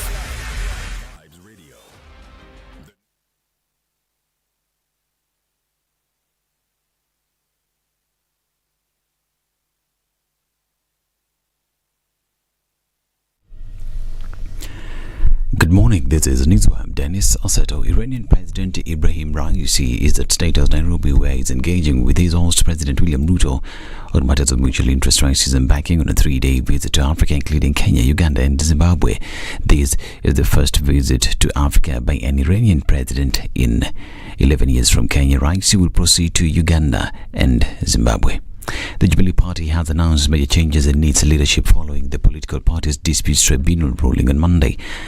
Acting Secretary General Kanini Kega in a notice said the party has made the changes to adopt the new leadership. Former President Uhuru Kenyatta has been replaced by nominated MP Sabina Chege as the party leader. Kega has taken over its SG position, replacing former Ndaragwa MP Jeremiah Kioni. Elders MP Eden Kanan has been named the deputy chairperson, replacing former Gitanga MP David Murathe. MP Rachel Nyamai has replaced Kagwe Gishohi as the national treasurer, while Isiolo woman representative Mumina Bonaya is the new Women's League chairperson, replacing former Wajir woman Refat Magedi. Isiolo Governor Abdi Hassan Guyo has been named as the Governor's Council chairperson. Isiolo Senator Fatuma Dulo is the Senate leader. Samuel Arama was named the National Assembly leader, and Sarah Korere is the National Assembly Deputy Chief Whip. Officials to sit on the National Executive Committee include Margaret Kamar, Jerusha Momanyi and Irene Njoki, while Jeff Wilson has been appointed as the MCA Council of the chairperson. The Registrar of Political Parties Monday upheld the decision by the Jubilee National Executive Committee meeting that suspended Murathe, Kioni and Gishohi from the party. They had filed an appeal on May 25th seeking stay orders for the party leadership changes. And Kenya will from 13th to 16th of July host 15 heads of states and government and 50 ministers of foreign affairs for high-level meeting. The delegates will attend and participate in the 5th media coordination meeting scheduled to take place in Nairobi. The MYCM was conceptualized in 2017 as the principal forum for the African Union Commission, regional economic communities and regional mechanisms to align their work and coordinate the implementation of the Continental Integration Agenda. The meeting of heads of state and government will be held Sunday, 16th July 2023 at the United Nations in Gigiri, Nairobi. Now, plans are in top gear to send more Kenyan nurses to work in the United Kingdom. The Ministry of Health revealed it was making preparations to send the second batch.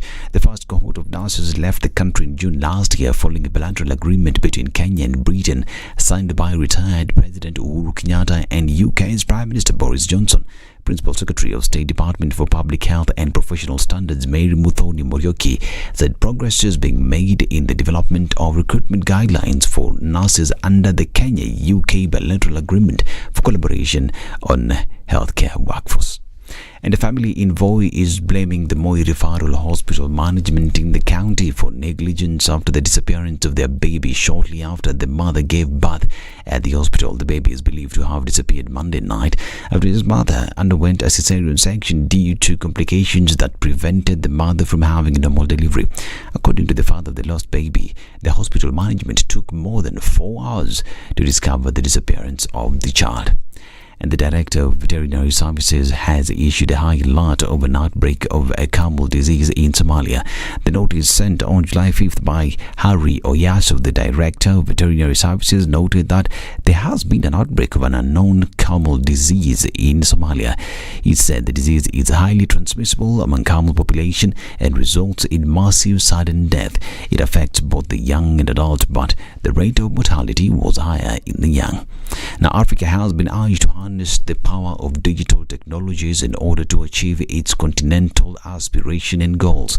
State Department for Information, Communications and Technology Principal Secretary John Tanui told the second Annual Citizens Forum 2023 that digital governance can promote citizen engagement, enabling them to participate effectively in the decision-making process that shape their lives. He said African countries need to tap into digital technologies in order to streamline administrative processes, improve public service delivery, and create an environment that is conducive for economic growth and development. And the Mombasa Governor Abdul Sharif Nasir has pledged that the 141.2 million shillings awarded by Bloomberg Foundation will be used to enhance road safety. Abdul Somad said they will develop road signage and other safety features to ensure the cyclists and pedestrians are safe. This is Newswire. I'm Dennis Alseta. Good morning.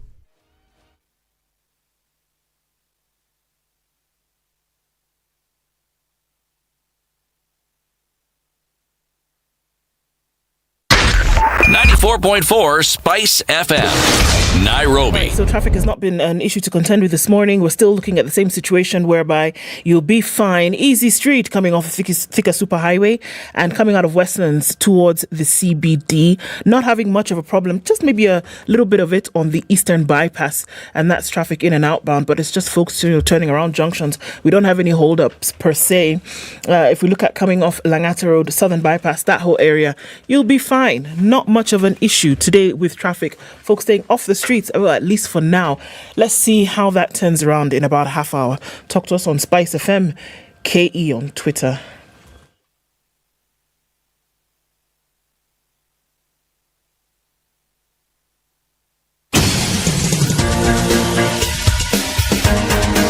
This is The Situation Room, the home of hard-hitting political commentary and penetrating insights about the state of the nation. This is a talk radio experience like no other. The Situation Room, a place for hard truths, debates, and elevated conversations. The Situation Room, witty, political, engaging, deep, controversial. In the room, we have C.T. Muga, researcher, academic, seasoned political observer, a fountain of wisdom in these politically uncertain times. Ndu Okoh, Nigerian by birth, Kenyan by choice, communications expert, Pan-Africanist, a truth seeker and believer in people power, and Eric Latiff, agent provocateur, the man in the chair, seasoned journalist, news hound, a man who believes in punching up, not down. This is The Situation Room. And welcome to the final hour of The Situation Room, Kenya's biggest conversation, live on Spice FM and also on YouTube and Facebook. The conversation continues. Jimmy Wanjege is still here, and tomorrow is Thursday. And what's happening on Thursday? Showmax Original. Another episode 2. I was about to say version 2. Version 2. Movie number 2 is being released tomorrow. It's Showmax's latest original title, and it's giving in terms of scandal, crime, all sorts of things happening at the same time. And we're looking at some of the actors, Kenyan actors. Jimmy, you asked. Rosemary Waweru, she plays Esther. Avril Nyambura plays Pepeta. Beatrice Mwai plays Pa, and Fatma Mohammed plays Kina. They're 4 friends who've run up on some money, and they're saying, what do we do? Do we return it? But then to return it to whom? Or do we... They're all ladies. Yes. No, they're men. There's Alex Kamau. The 4 friends. The 4 friends are ladies. The ladies. Yes. Those are chama mates. And church-going posse. And they go to the same church. Yes. Yeah. So, I mean, this is the makings of a riveting, CTO word, riveting drama that's showing on Showmax. The next episode is being aired tomorrow, but you can catch up. That's the great thing about Showmax. Go back, find the previous episode, and then catch up with the next. Showmax.com. No installation fees, no contract, no commitment whatsoever. Get on, log on, subscribe, and watch. CT, Remind us the day's proverb. Yes, we are in the country of what let's refer to as Northern Sudan or Sudan Khartoum. Not all the trees in the forest make good firewood. Not all the trees in the forest make good firewood. Yes. So we continue. Good. CT. I think this time, this session, we should simplify it. I think we've covered the law. Yes. Now, there's one aspect that I think we need to go back to. Yes, please. Why is there concealment of the revenue estimates in the appropriations? Why don't they put in the appropriations bill? You know, when you ask the question, but then it's me being asked the question now, concerning this appropriation bill, the question that comes to mind is there anywhere else in our documentation of these matters where what we're discussing appears? Anywhere? Because clearly it's not in the appropriations bill. No, it does not. So there is nowhere where you find it? Nowhere. The only place now you'll find domestic is in the Kenya Gazette's statements that are come out every month. Okay. As actual and estimates of the government. And they put there that column of domestic borrowing. Okay. In the Kenya Gazette? In the Kenya Gazette. But you don't see it in any bill that has been passed. All right? Now. And any appearance in the Kenya Gazette does not constitute a bill or an appearance in the bill. No. It's not an extract from a bill that they're publishing. No. Okay. Now, the reason I am saying this is because this concealment is one of the biggest problems, if not the biggest problem to our debt issue. 5.3 trillion shillings has been borrowed from the domestic market over the last 10 years. 5.3 trillion. And I want you to just, in summary, this is what we call the unauthorized domestic debt audit. Estimates, repayment of principal and interest. I want you to understand the motive. Take note, the motive. And this document shows me motive. Yes. All right. Title. Unauthorized domestic debt estimates, repayment of principal and interest. Financial year. Okay. Domestic debts, actual receipts as per the statement of actual revenue, net exchequer issues. That is one heading. One repayment of domestic debt by tax revenue as per public debt account recurrent. Repayment from our taxes. Okay. Payment from? Yes. Amount repaid for the principal, amount paid for interest. Those are columns. Okay. It begins in 2014 to 2015. Now, just so that we understand, domestic debt, actual receipts as per the statement of the actual revenue and net exchequer issues. That date, 2014 to 2023, the total is 5.8388 trillion. Correct. These are many. Okay. All right. Right. 5.8 trillion. If I just go to the end, it's 5.8 trillion. Right. Then repayment of domestic debt. Go to the total. By tax revenue as per public debt accounts, Recurrent Appropriations Act. Same year period, 2014-2023, 4.975 trillion. Okay. The amount repaid for the principal, which has been paid, meaning deni melipwa in Kiswahili, you go down again. These sums are mind-boggling. 2.304 trillion. That's a principal. Principal. Of the 5.8. Of that principal, this has been paid. Oh, right. Okay. The amount paid for interest. Okay. Punishment for borrowing the money. 2.670 trillion. Are you hearing those figures? Bloody hell. Are you hearing those figures? So we've repaid principal of 2.304 and interest of 2.670. And we've borrowed 5.388. Yes, so if sounds you do like the maths, what we've borrowed is what we've already paid. We've actually, and we still owe more because we haven't repaid. We still have like 2-point-something trillion of the principal that we haven't paid. And remembering that interest continues to? On this principle which remains. Yes. So, so tell me something. Yes. when you see the repayments and you see what we took, they're not too far apart. No, the repayment is actually 4.975. And we took what? 5.3? 88.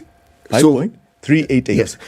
So let's round off these figures, okay? I think it's important. Let's round it off. We borrowed 5.4 correct trillion. Okay. We've repaid 5. Right.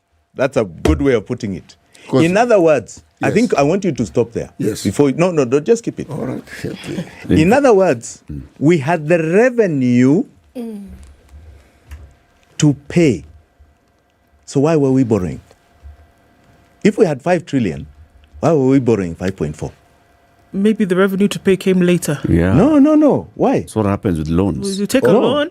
You take a loan in expectation. But you can see we are every year on year, similar amounts are being paid. But Jimmy, if I went to my SACCO, forget about a bank. If I went to my SACCO today and I borrowed 1 million shillings and it's a 3-year loan, in 3 years, I'll have repaid the 1 million shillings plus interest. Now, you cannot come at the end of the 3 years and ask me, so if you had the 1 million shillings because you have repaid, why did you borrow it? No, the point being, I didn't have the 1 million at the beginning. Why didn't we have the 1 billion? Because it's revenue. No, but this is money going towards what? Development. Which development? It's not assigned to any project. You know, let's say this is not assigned to any project. Even if it's not, okay?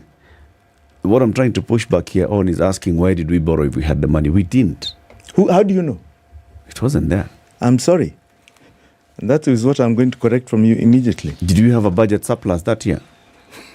Because that's the only thing that would show we had the money. Here or are you saying that this money that we borrowed couldn't have helped generate the money? Then we now had to that enabled us to repay it.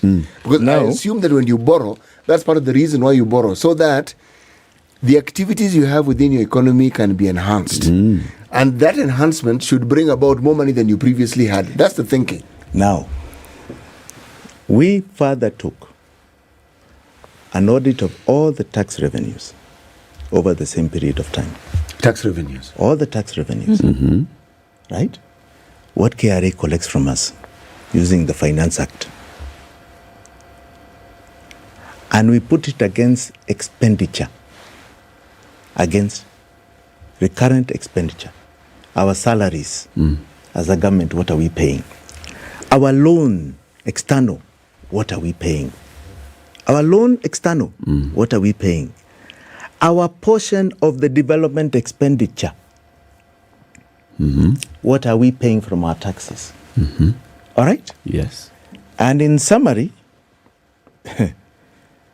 in other words, we remove domestic debt. Are we together? Yep. Remove it in totality. Yeah. And in summary, this CT is the figure. The table here below shows table 1 surplus. It's table 3. Deficit without repayment of the unauthorized domestic debts. So that's scandal. The year, same period, 2014 to 2023. Correct. Excess of revenue over recurrent expenditure plus external debts as per the statement of actual revenue and exchequer issues. Total. Okay? 3.837 trillion. Development expenditure as per the statement of actual revenue and exchequer issues. Total 3.499 trillion. Excess of revenue over the development expenditure as per the statement of actual revenue and exchequer issues. 3.8 this is 338 billion. This is what? Excess of what? Yes. Revenue. You know, I've been thinking trillions, and now you bring up trillion saying 338 trillion. I mean, surely. What? No, it's billion. 338 billion. Now, what does that tell you? That we have excess tax revenue. If you do this maths here, if you do the math, and you remove domestic debt. So essentially, we are saying what we describe here is brought about by what we are calling domestic debt. Yes. It's the biggest culprit. So essentially when we are paying, we are repaying domestic debt. Yes. And it is not anchored in any of our laws because it has not gone to development. And its sole purpose is not understood because we never needed to borrow it. We've had the tax revenue. In fact, we've had excess. So why are you charging us more taxation? Why are you raising VAT on fuel? Why are you raising the cost of our living when very clearly we have excess tax revenue if you remove this domestic debt, which is not anchored in our laws? And look at the surplus, 338 billion. The taxes collected over the last 10 years have a surplus without domestic debt, domestic borrowing. So why were we taking it? You know that we are not short of money. So why are we taking it, Jimmy? Because it is a well-orchestrated scheme. To do what? The benefit is 2.6 trillion in interest. 2.6 trillion shillings in interest. Now, this is how ridiculous this thing is. Jimmy, do I hear you to be saying that when we look at our domestic debt, you are actually pointing us to what constitutes the odious debt? The biggest part of odious debt. I'm coming to the next part with foreign. But this is the biggest part of odious debt. Now, that's one thing I think Kenyans should understand. When you look at debt, we always think it's something foreign. Nobody quite anchors it to local. Ours is both local and overseas, and I'm glad the Ghanaian MP was very clear about their situation. What gave them the biggest problem was 60% domestic started hanging them. Yes. We had 50% domestic and it's hanging us. And in our laws, it should never have been taken. It is unlawful. It does not go towards any project. Okay? It had no motive to be taken because we had enough taxation. We had no cash flow problems. These are terminologies. These are statements created by players to create a crisis so they can take this money. All right? So they come to our banks. They collect our savings at an interest rate of 10% to the government, right? And our taxes goes to pay them, a total of 2.6 over the term. All right? And we, when we go and borrow, are being charged 20%. We are told we are risky. Yet our money and our taxes are funding some cabral of people here that are looting this country to its knees. This is what you call modern day slavery, and it's the worst slavery. Because in the olden day slavery, you worked, you were taken as a human being somewhere to go and work on somebody's farm. Here, you in your own farm, okay, you in your own farm, you are told and they take everything from you. This is what is going on here. And it is the biggest culprit, right? As to why we are being told our taxes must rise. Why we have the cost of living, high cost of living. Is this slavery? Is this chain? And it is an illegal chain. The minute we break it, we are free. We are free. How does that happen? Oh, it's very clear. This is illegal. It's illegal. You know, yes, it is illegal for now. At the rate that our laws are being changed, you might actually find that given time, a bill will be introduced in Parliament, and for all you know, it may suddenly become legal. Yes, but that will be going forward. Yes. Even if that was to happen. But in terms of this baggage which we are carrying, called 5 trillion as of now, it is not legal. It is not legal. And that we can write off. And this is because we cannot show where it went? Yes, because according to our laws, it should have pointed to a development project. And it doesn't at all. When the Auditor General audits our accounts, does she find the domestic debt? I think you had a comment recently that her struggle is that the only place she finds debt is in the CFS account like us, the bank account of the government, which is in the CBK. Okay. That's where she sees our debt. There is something called a debt register, which she says she's been unable to find. Right? Because, Treasury must be doing its own bookkeeping, correct? Yeah. So it must have a register. Yep. One would hope. One would hope Yes. that is supposed to exist. I mean, like even us in our homes, we know where we owe. If we write it somewhere, you don't wait for the bank and when you pay, to come and tell you. We have it. If you have a director general in that institution, debt management office. Yes, exactly. And there's somebody who manages, then surely you can't manage something that doesn't exist. Correct. So the debt exists, and the details of that debt must also exist. Correct. Yes. Correct. Now, so then when the auditor audits our books in all these 9 years, what do the Auditor General's reports indicate? Because the Auditor General is also just coming back to look at how our budget was utilized. The Auditor General basically audits, this is the budget, this is what it was supposed to have done, it has done it, and it or must it has be in not. compliance with the law. It must always be. That is a mandate in the Constitution. Do our audited accounts indicate these things? You see, what she's telling you, and she was so clear, was that I can't find something. Isn't that similar to what we are saying here about the estimates of revenue? Concealment. And when you're saying why this concealment? Right, Jimmy, so when you're saying that you can't find something, it's not as though it's missing and non-existent. Somebody put it under the table somewhere. Essentially, it was deliberately left out so that you would not find it. Right? Because what we are saying is that for control of budget, for example, for Treasury, these things are basic. You spend money, there must be a record. Yes. You put it together, it should be there in terms of your analysis. It should be there for anybody who comes to want to see it. Yes. So what would be the reason why you would not have a current debt register? What would be the reason why you would not see the list of expenditure for projects on borrowing? Why would you not see that? Because there is an orchestrated fraud. Very well calculated. Concealed. That has a very high return of trillions of shillings. That is why.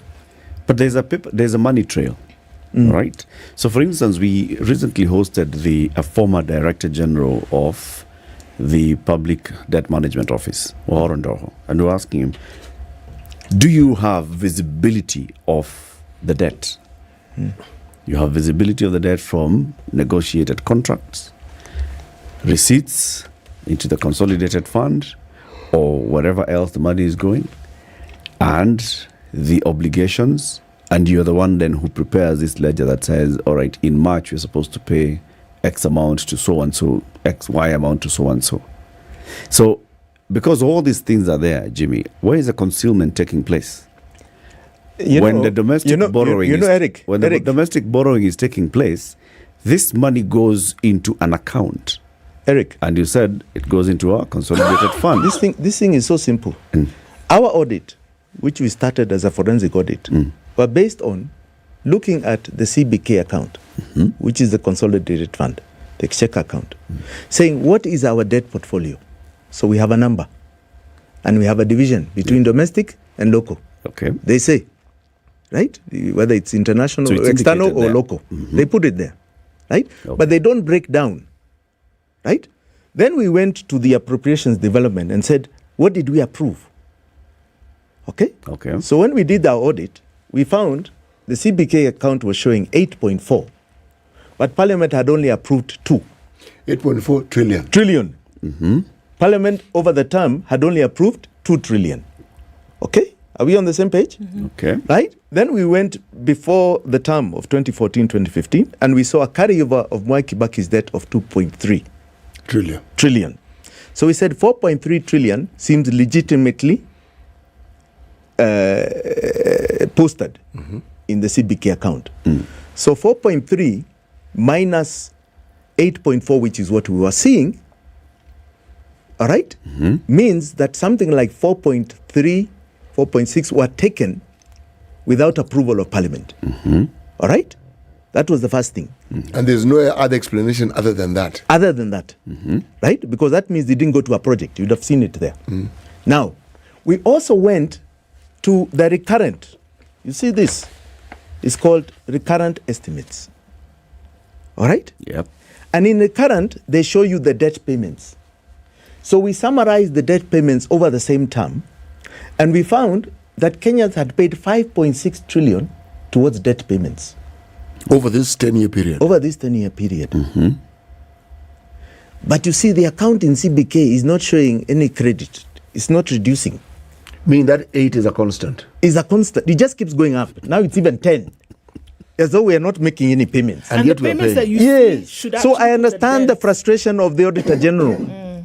And the COB, she was here saying she cannot even tell you what is what anymore there, correct? Those were her words, if I heard her correctly. The Auditor General is also saying, I don't have a register because I need to know in and out, right? Where is the measurement, even the adjustment of, for example, every time we lose a shilling, like yesterday we lost a shilling value in our exchange, right? That even the COB has calculated as 40 billion shilling increase in our debt. Just because of losing one a shilling. Where is that recording in the treasury? Right? We can all go to the account because it's open. Even you can surf it today and you'll find it. Right? Okay? But there is something called a debt register, somebody bookkeeping.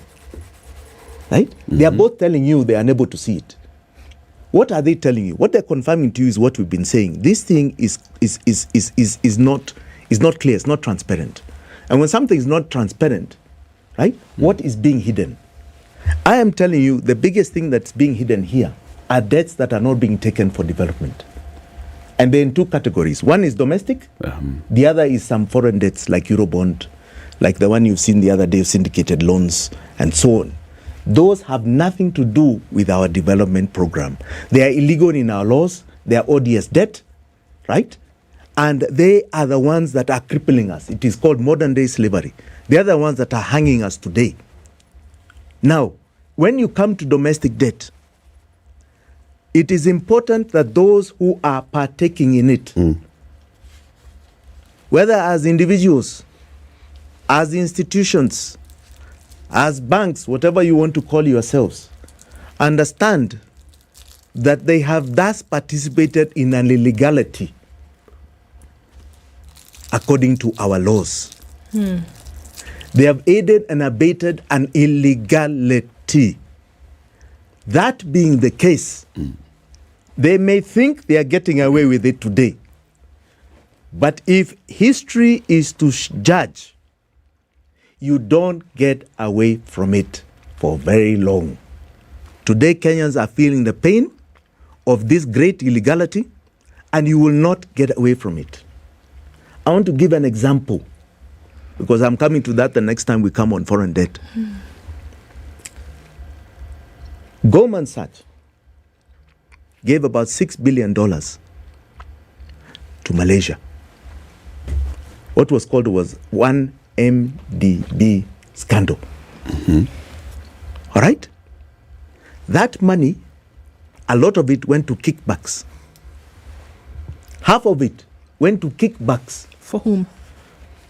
For political figures in the government of Malaysia. Discovered the government of Malaysia arrested the former prime minister and he's in jail because of that scandal.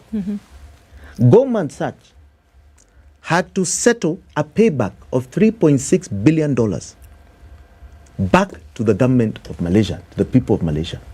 But I'll tell you what else they had to do. They had to admit that they had bribed.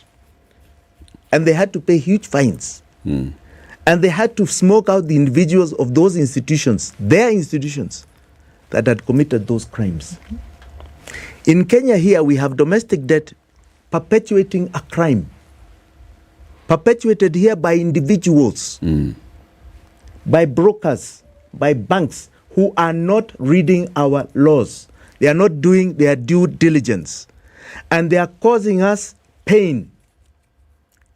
and I want to assure them, the day shall come when they shall answer for this. But Jimmy, what makes you so sure that they don't read? Or we're going on to a break. Okay, Jimmy, hold the thought. What makes you so sure? That's a question. Then I'll continue with it. Yes. 26 minutes to 10. Jimmy Wanjeke is saying many things, and you're hearing them. Saying very many conversations happening. As we take the break, we want to take a look at the traffic and the weather, and then we continue. This is the Situation Room, the only way to start your day.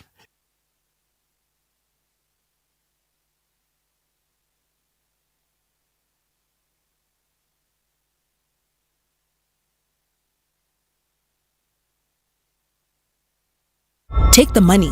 Who's gonna know? Cain won't rest until he finds you. You could run and go far away. Think about your role in the church. No one will know. It'll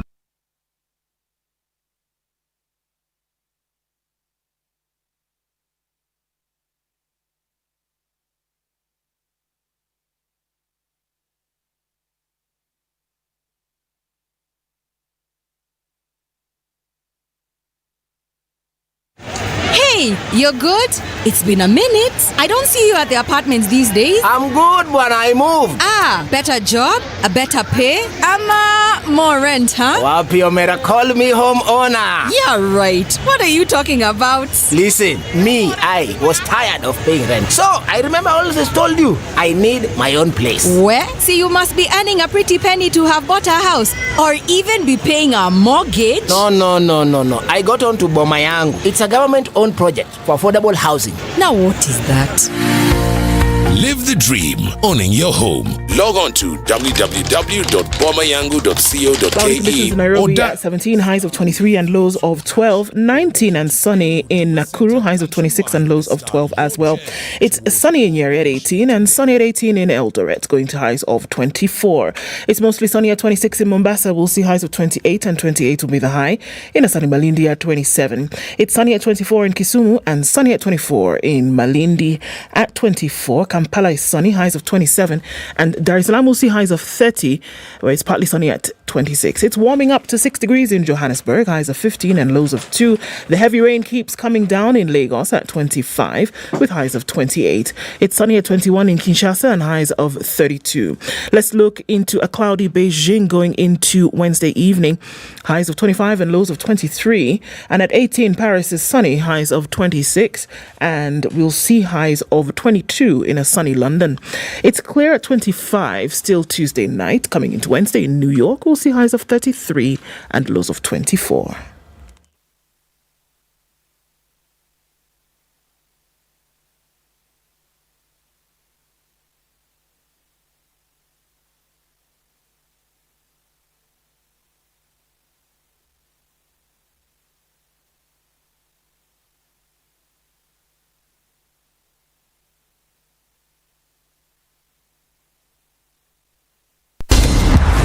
No matter. The twist of church adherents getting involved in crime explores our inner turmoil and conflict of faith versus money.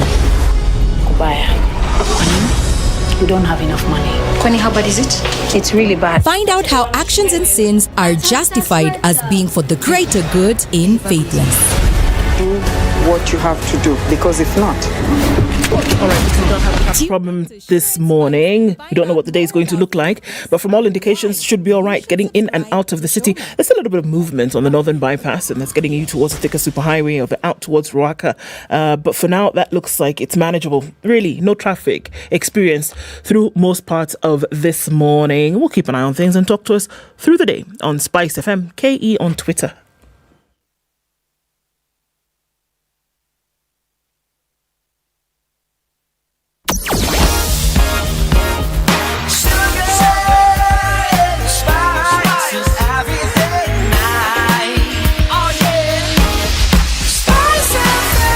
Spice up your life. Mature, intelligent talk every morning. Spice up yourself.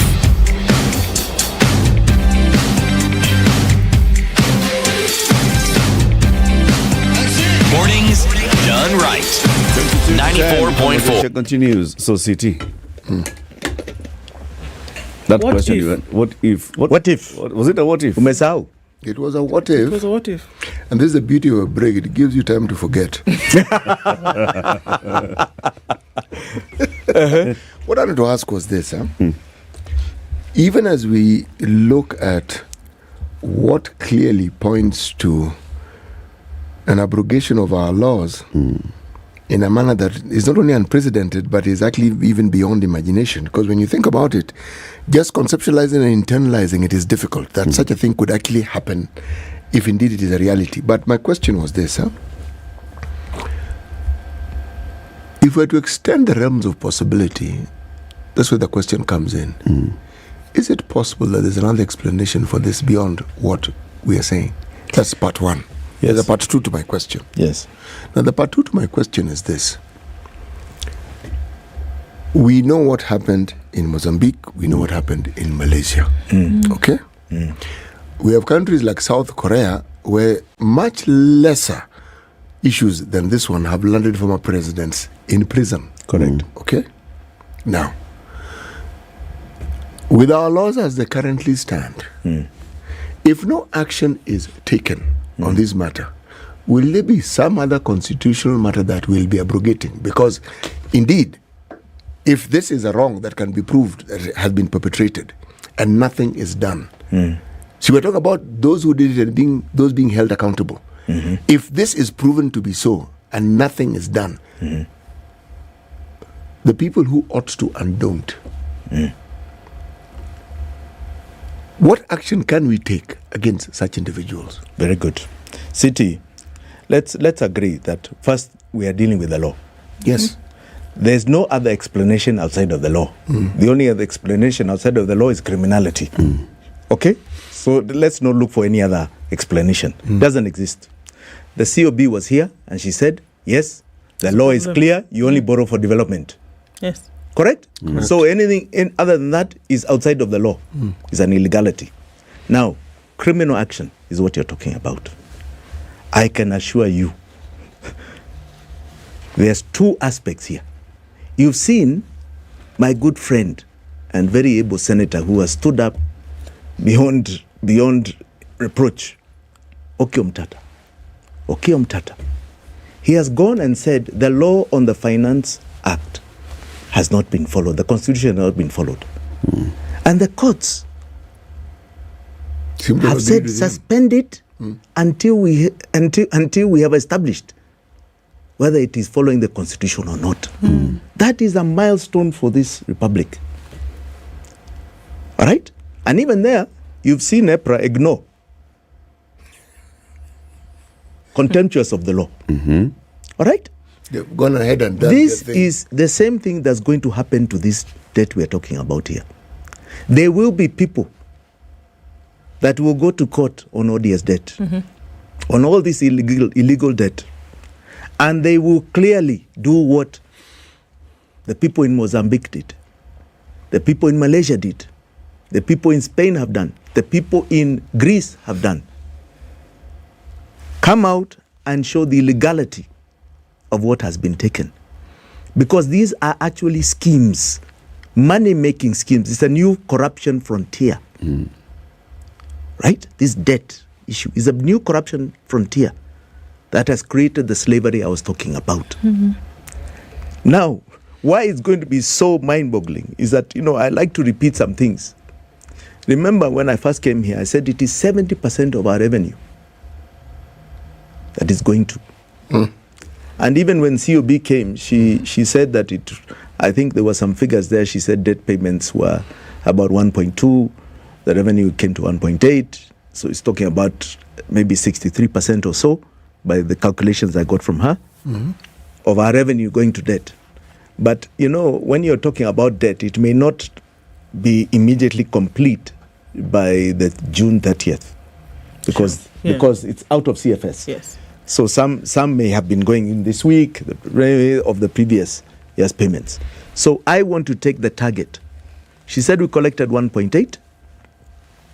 What they said were debt payments were about 1.3, 1.36, 1.4, round it off.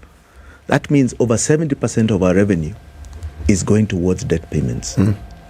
And we are also saying that half of those payments, if not more than half, by the way, because I think the domestic payments are more than half, are illegal payments.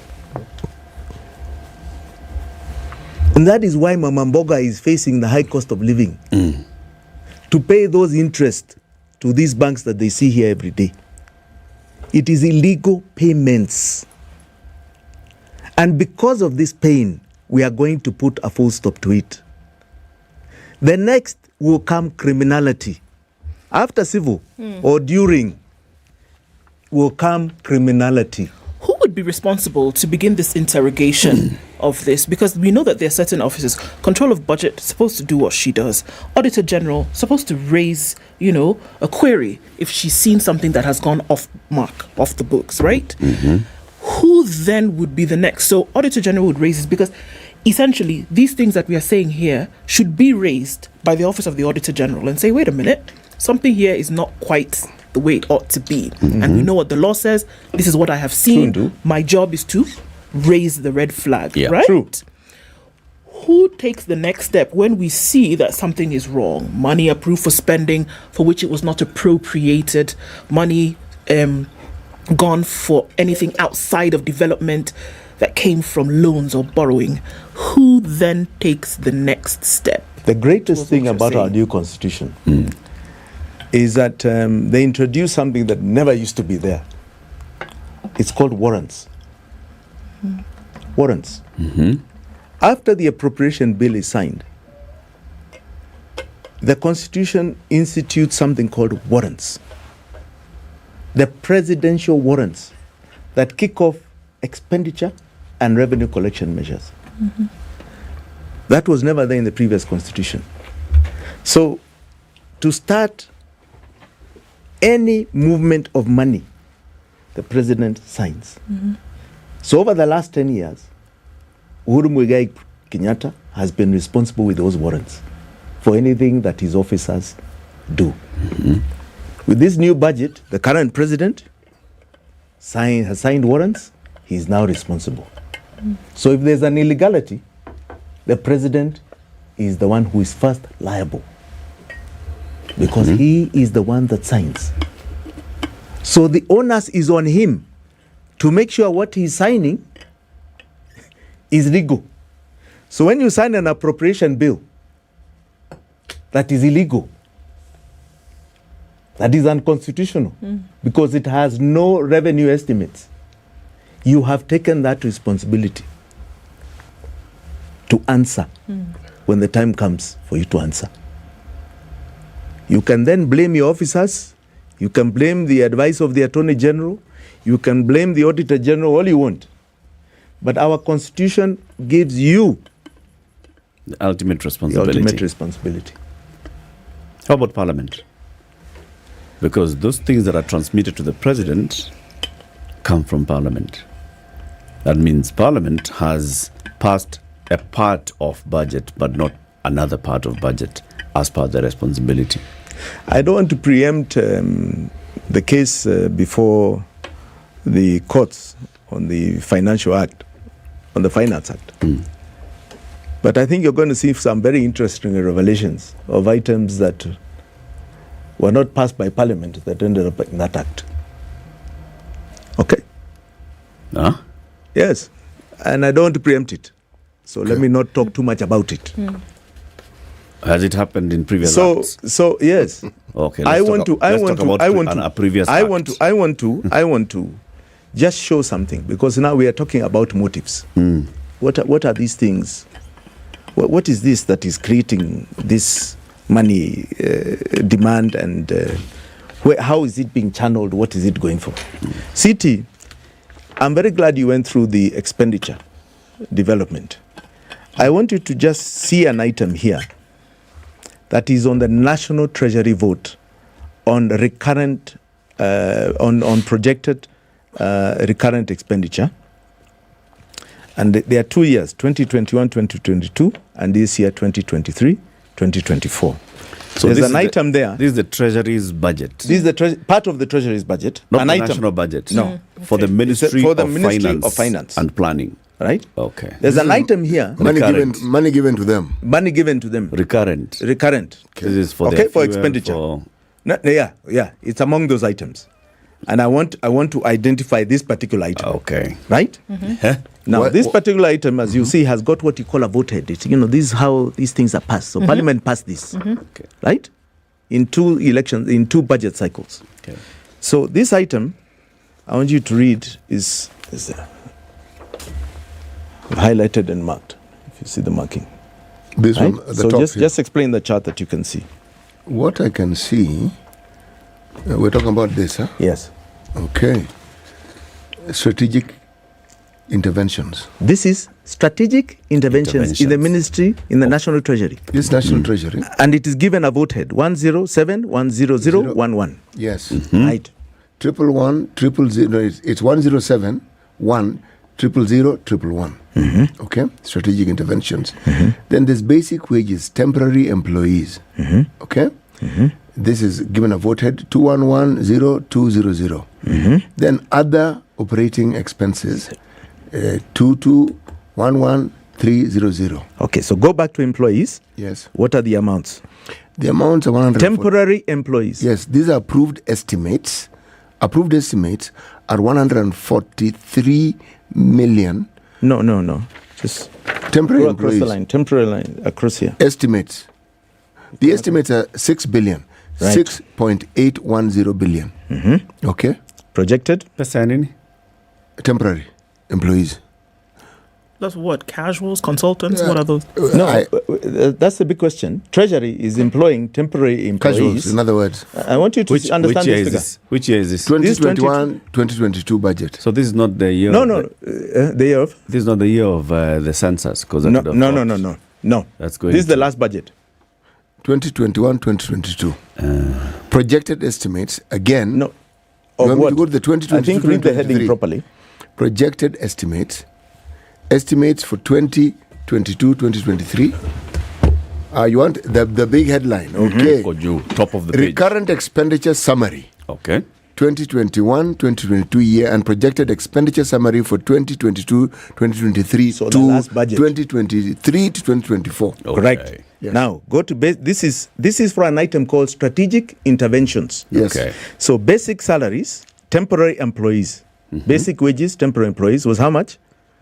Estimates? This was estimate for this year. For the year 2021, 2022, it was 6.8 billion. 2022, 2023, it was 31 billion. 2023, 2024, it was 57 billion. The same number of employees? Temporary. These temporary employees were taking Yes, this these are money in projected. salary No, payments. Yes. They are strategic interventions. No, which ones are these? Strategic interventions. What is that? See, now you're going to tell us. But they are strategic And interventions, they're and they're doubling, temporary. tripling, going up by 5 next year, and another maybe 4 And that times. that passed Parliament. Yes. Okay. They're approved. They're approved. Now go to the second column, the second item, operating expenses for the same strategic intervention. Yes. If you look at the year, estimates, again approved, 10 billion, 10.7 billion. That's for the year 2021, 2022. For strategic financial year. interventions. For the same Yes, thing. these are other operating expenses. Other. the other one was salaries. Other. This one was So temporary. you employees. hire them.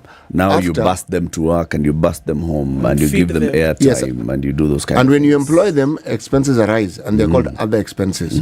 Okay? Other operating expenses. And that's 'cause extra. Operating expenses. Right. All right.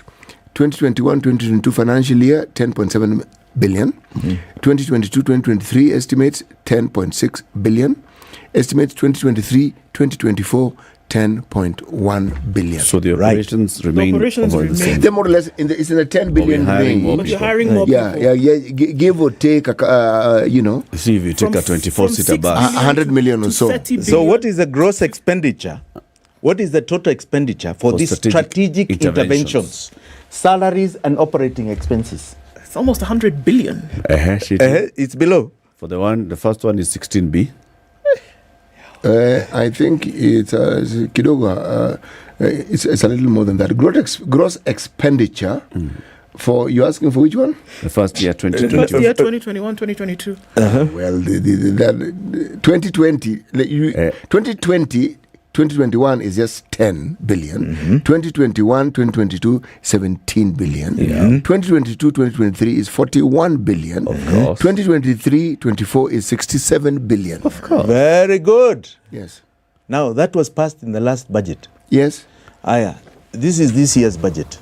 The same item. All right. Same appropriation. This one that's begun 12 days ago. Yes, the same. It's same recurrent expenditure summary for those years, but this is for this year, 2023, 2024. But then, and also the projected expenditure for the future, 2024, 25, 2025, 26. Okay? They've seen ahead. Again, for the current strategic interventions, again, temporary wages, temporary employees, and other operating costs. How much? All right, shall I just give you the totals, please? Yes. No. Let's start with, I want to hear the salaries because we have the estimates of all right, previously. 2023, 2024 estimates approved 21 billion. 4.6. That's temporary employees. Salaries and wages. Yes, please get this thing. Basic wages. Please understand. Wages. Basic. Okay? Okay. Right. The 2024-25 year, it's moved from 21 to 39 billion, 39.7. Right. Then 2025 to 2026, just the year before the elections, it goes to 62.8 billion. Approved. Yes. Strategic interventions. All right. Yes. Okay, other operating expenses, since you wanted the details, I'm going to continue giving them to you. We've moved from that 10 billion range. The 2023-2024 estimates was 10. Then we moved to 2024-25. We're now at 16.7 billion. It shoots up. Yes, it shoots up. Right. 5 and 6. We have a population that keeps increasing. The year 2025-26, 17.7 billion. Now, can I now please give you the totals? Yes, please. All right. Please, Fine. please, CT. 2023-24 year, total is 32.3 billion.